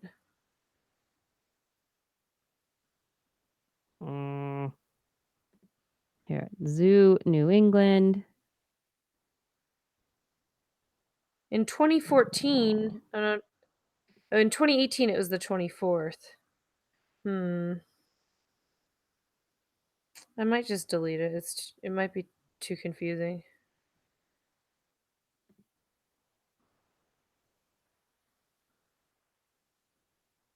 Yeah, November 29th is World Anteater Day, and that was in 2014. Yeah, I'm gonna delete it because it seems like they haven't decided what they want to do this year. Okay. International Cheetah Day, I confirmed. World Soil Day, I have as December 5th.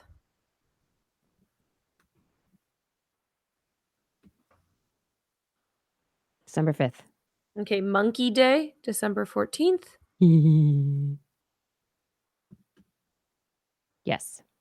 Okay. International Dalek Remembrance Day.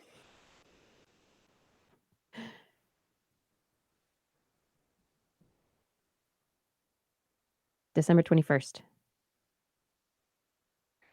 I have Pythagorean Theorem Day on here, but I think that was because of the specific date last year.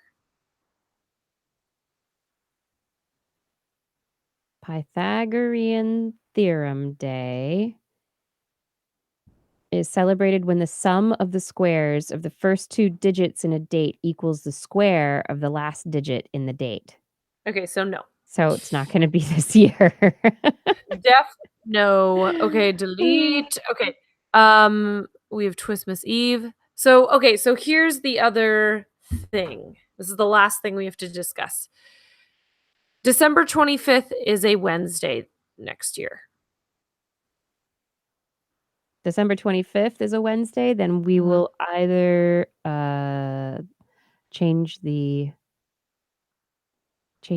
date that we record the show so that we make it possible to be done, or we take the holiday off. Okay. My gut is to say, if you're cool with it, we do our year in review on the 26th, Thursday the 26th.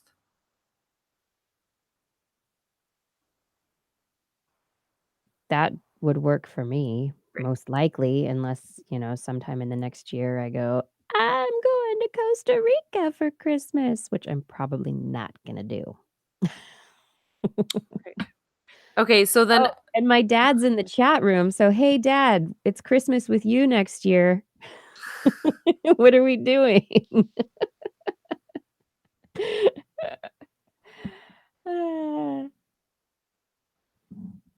I know. Okay. Is there a National Hypnotoad Day? I don't think so. Yeah. Okay, so then... I'm trying to remember if there are any big holidays that I was like, oh, look at that. And I totally... We got the... Yeah, you have Ada Lovelace Day on there, right? Yeah. Yeah, that's in there. Okay. The other thing I realized we didn't talk about was there's a separate tab with holidays, and I just want to see what we have. I think we decided to deselect all holidays last year because we have international stuff. Okay. So New Year's Day we want on there, right? Oh yeah. MLK Day, do we want that on there? Sure. I don't have a calendar with me from last year. Okay. Groundhog Day I like. Yeah. I like having holidays, yeah. Okay, Lunar New Year, I think we have. Yep, we have Lunar New Year. Yeah, MLK Day is great for me. I like that Okay. one. Lincoln's birthday. Yeah, I like that one. Okay. We have Valentine's Day, I guess. President's Day. Sure. Washington's birthday. Sure. Okay. International Women's Day, yes. Yes. Daylight Savings Time begins, yes. Yes. St. Patrick's Day. Yes. Okay. Equinox, yes. Cesar Chavez. Yeah. Yes. Yeah. Okay. April Fools will put on there. I'm just avoiding all of the religious items. Administrative Professionals Day. Sure. Yes. Okay. Arbor Day, yes. May Day. Yes. Okay. Cinco de Mayo. Yes. Yes. Mother's Day, yes. I don't know what Victoria Day is. Do you? I know it's Canadian, right? Canadian. We could ask our Canadian. Okay. Bleak says no. Come on. Little says yes. Wait, no. Victoria. No, it's Australian, isn't it? Oh. No. Victoria Day. Canada. It's Canada. No, you're right. Okay. Memorial. Celebrating Queen Victoria's birthday. Okay, do you want it? I don't know. Okay. Memorial. Canadians in the chat room. Should we have Victoria Day on our calendar? Okay. Bleak Moving on for the time being. Bleak says no, but Bleak also doesn't care about Cinco de Mayo. Okay. Memorial Day. Yep. Okay. Flag Day. It's like a lot.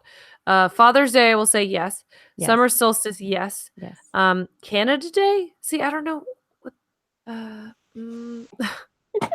I just lost my mouse. Why are you running away from me? What about Independence? Hot Rod says no. Okay. Independence Day, I'm medium too. Yeah. Yes? Okay. Independence Day? Okay, great. Yeah. Civic holiday is all it says, August 5th. I don't know what that means. No. Okay. Labor Day? I'm very yes. Okay. Because it's a holiday here in the US, so it's good for us to know. But yes. Grandparents' Day.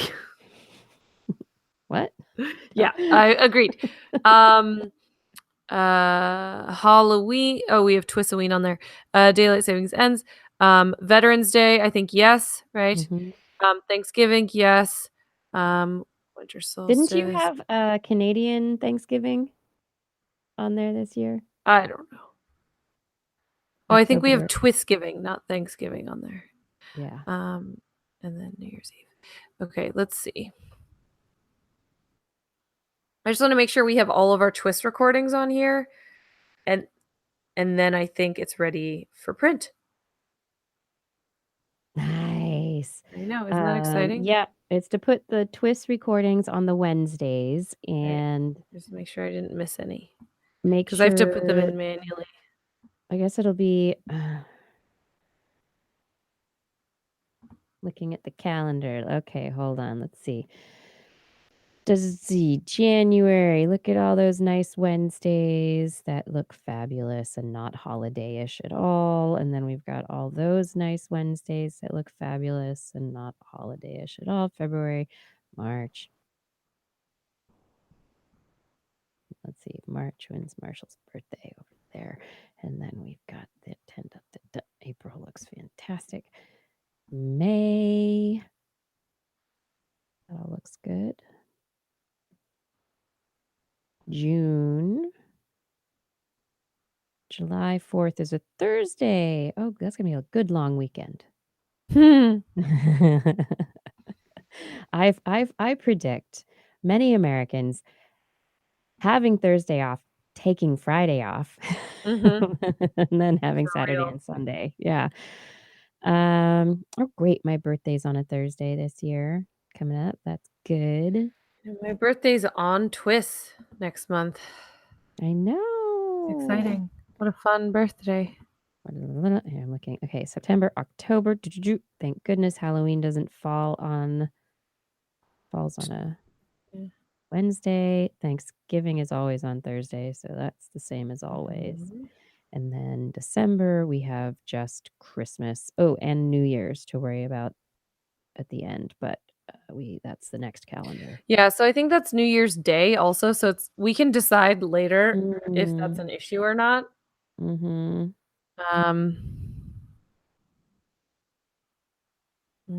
I have to add Thanksgiving.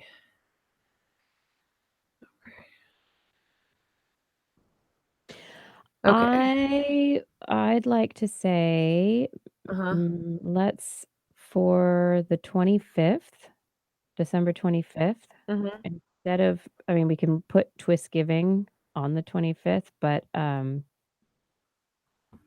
mean, if there's some way to edit it to say air date and time TBD. You're talking about Christmas? Yeah. Okay. So we have I was looking at Thanksgiving. So for Thanksgiving, we have TWISgiving the day before Thanksgiving. I just want to make sure we still want to do have a show the day before Thanksgiving. You're still comfortable with that? Yeah, I'm usually Okay. fine with that. Great. Yeah, that's fine. Okay, so I mean, where's sometimes I'm Thanksgiving? traveling, but usually it's fine. Shoot. Oh, I messed up when Thanksgiving was. Hold on, I have to fix this before. The 20th? I got it wrong. It's not. It's on the 28th. Oh, 1, 2, 3, 4. The 27th. 7th. So TWIS Giving is on the 26th. I messed that up. No, the 27th. Well, this year? Of the No. of 2019 because No. 27th. The 27th. You're right. Like, and then we just have a normal we have a normal TWIS on the 20th. That's what I messed up. Yes. I switched them.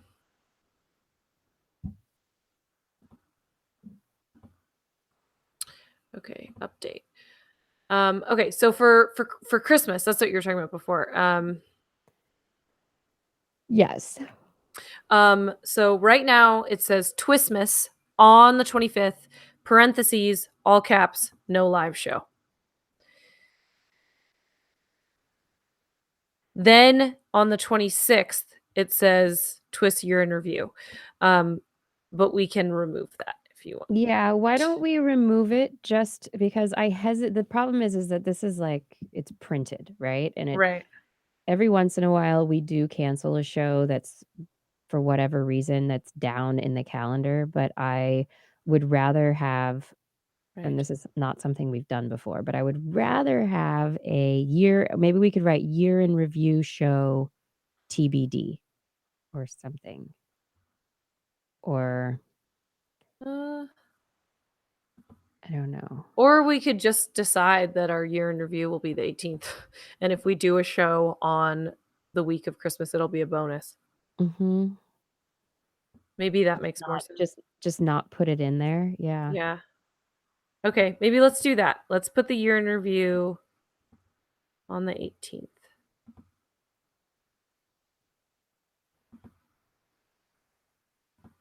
And then on the 25th, it says TWISmas, no live show. And then if we decide to do a show that week, we can. And if we don't, it's not in the calendar. Mm-hmm. Great. I think that's good. I think if we don't have it written down, then I don't feel guilty. Yeah. It's on the calendar. I bought the calendar to tell me when the TWIS was going to be and remind me, and it's not on there. What are you doing? Yeah. Okay. Yes. So I think this thing is, from my perspective, is ready. I couldn't make it. The art looks amazing. I feel like we've gone through these holidays pretty thoroughly. Yeah, I'm ready. If you feel like you're ready, how long do I have to buy this thing? Well, I can ask for a new coupon code. That's like not the end of the world. Okay. But the coupon code was issued at Tuesday, November 6th at 9:49 a.m. So tomorrow at 9:49 it expires. But I can ask for an update.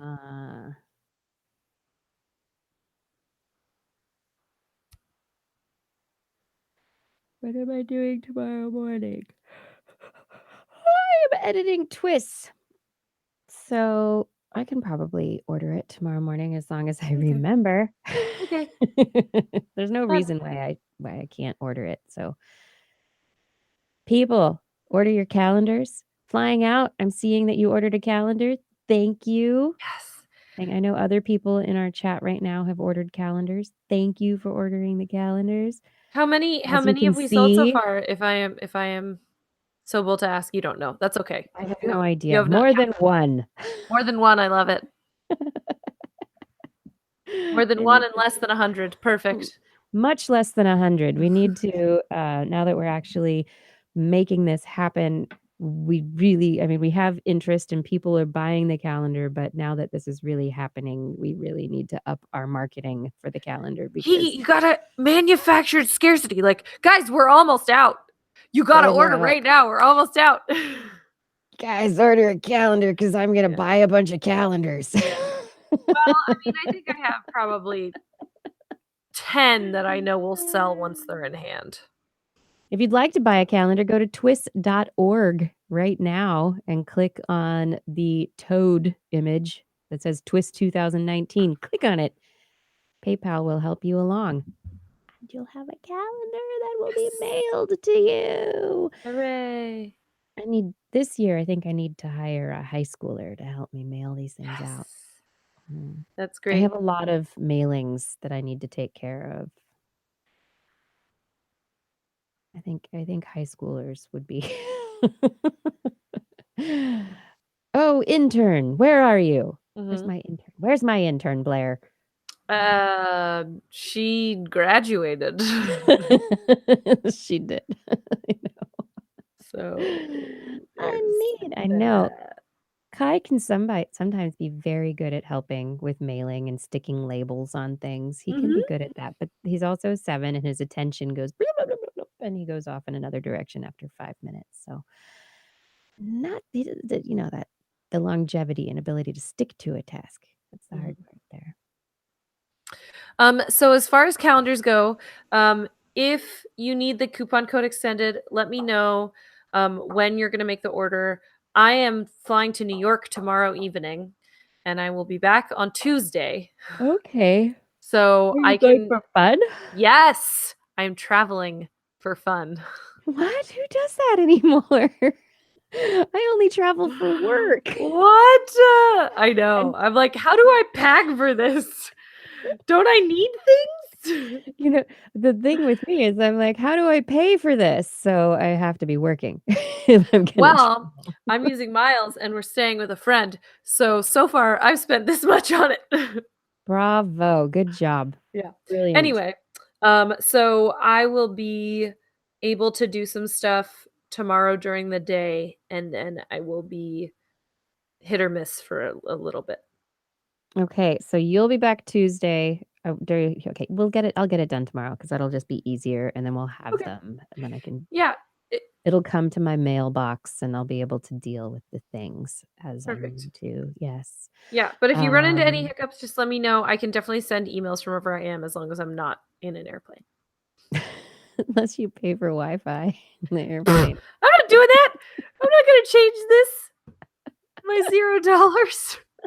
They'll be like, that's an added fee. I'll go, Nope, no thanks. This fun is gratis, you see. Oh, budget vacay. There we go. I was thinking, and next Wednesday. So you're gone till Tuesday. Wednesday, I'm leaving and going to Alabama. So I hope you're back. And I hope Justin's back with his back. Oh, I'll be back. And I'm hoping, maybe I will be ensconced late at night in my hotel room and able to join, but I don't know, flights and all that kind of stuff. Hopefully, I don't know if the timing will work out. If it works out, awesome. If it does not, I will not be able to make it. So that's okay. You've got important stuff to do. Yeah, I'm going to go meet YouTubers. Yes. It's going to be very interesting. ThinkerCon. Yeah, I decided I would go this once because I was invited, specially, and it's this special invitation thing, and I'm going to go with this once and see how it all goes, and if it's good, then maybe I'll make it a thing that I go to annually. But otherwise, I'm going to take advantage of this one opportunity. Take tarts while tarts are passing. What you do? Take, not as in steal, but use wisely the opportunities. Yeah. Bring me back a YouTube. I'll bring you back a YouTuber, Blair. Yeah. No, not a YouTuber. A YouTube. No, I'll steal you a YouTuber. No, I don't want that. I want a YouTube. Okay, a YouTube. I will get you one of the tubes for the internet, the YouTube. Perfect. That's what I want. I want the tubes. I'm just imagining I'm gonna go to Alabama and then have to make a trip to a plumbing store. Oh, that would be the best. You're like, here, YouTube. I brought you a YouTube. It's a tube shaped like a U. Look at that. Yes. Oh my god. Best joke ever. Yes. Yeah, so yeah, I'm hopefully gonna meet some awesome people doing cool online educational stuff and That's make some great. contacts. Yeah, I'm excited. Awesome. I'm thrilled. I'm getting out there trying to meet people, do big things, That's take the awesome. bacon, make more things, right? Yeah. Create more good things for the world and get paid doing it. This is what we try to do. Yes. Well, Yes. that sounds amazing. I can't wait to see all of your social media posts from that amazing experience. Yeah, we'll see. It's gonna be pictures of me with famous people. Yeah. Look at that famous person. That Yeah. famous person. They didn't run away from me. That's Hooray! And on that note, I'm going to run away from you. run away, Blair. Run away. No, it's funny though. It's gonna be weird because I don't really have like a fan. I don't fan over people. I'm just Mhm. wondering, like, yeah. And most of these people are like half my age. They're younger than you, Blair. I know most people on YouTube are much younger than me, as my teen volunteers assure me constantly. Right. Thank you, teens. Thank you. You're like basically as old as my mom.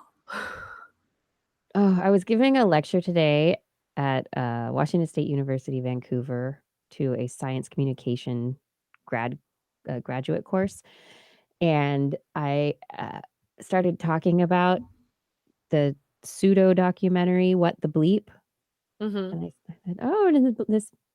Talking about how they used physicists' words and kind of put them out of context to convey this very new agey kind of concept. And we were talking about, how you can try and keep from being used out of context in that way. But I used what the bleep as an example and blank stares.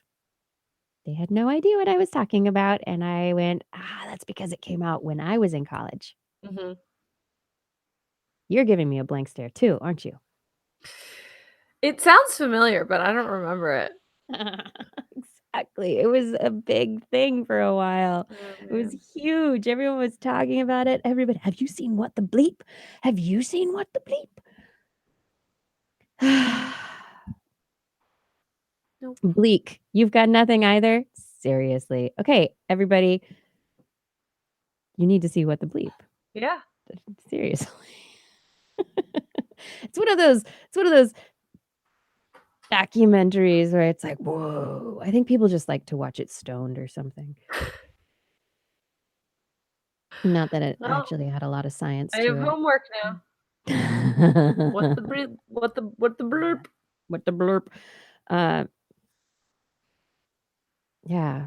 Oh, and we should have Brian Dunning on when his movie starts coming out. Brian Dunning is working on a documentary called Science Friction that's all about Mm. scientists being taken out of context. Oh, like Shark Week. Like Shark Week. Exactly. I hate that. Yes. We don't like it very much, no. No. Yeah, Skeptoid, right, Bleak? Exactly. Yeah, we should get him on. Talk with him about that because he's making a movie. He likes the science, the skepticalness. He's a smart dude.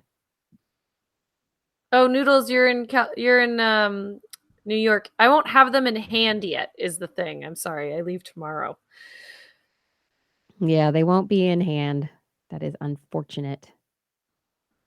I have to do age checks on the YouTubers. I know. I'm sorry. If you're not this tall years old, you're not approved. I'm not allowed to talk with you. No. All right. It is 10:30. It is bedtime. Dad, if you're still watching, I am not ready for Redmond. That is still over a week away, and I don't think I'll be ready for it until I actually get to Redmond. That's right. Not ready for Redmond. What? And am I coming to the Bay in 2019? Maybe. Is that what we're Huh. doing for Christmas? Who knows? Sounds like we should do a live show then. Right? If I'm coming in together. Christmas. Yeah. I could try to get us a room at Zoo Lights for a live show. That could be fun. Yeah. Oh, there it is. What the bleep? Yes.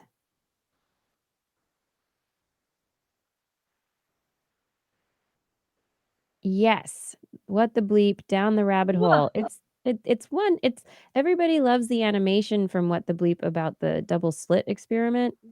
It's been around for years.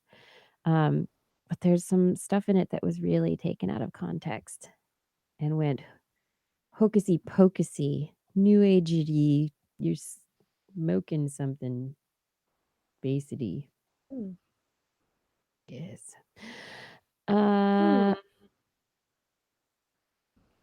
Yes, Hot Rod. Talk to you later. It is bedtime. Oh, Christmas. My dad wants Christmas at the ranch. We'll talk about it for 2019 if it's ready, Dad. Christmas at the ranch? That sounds fun.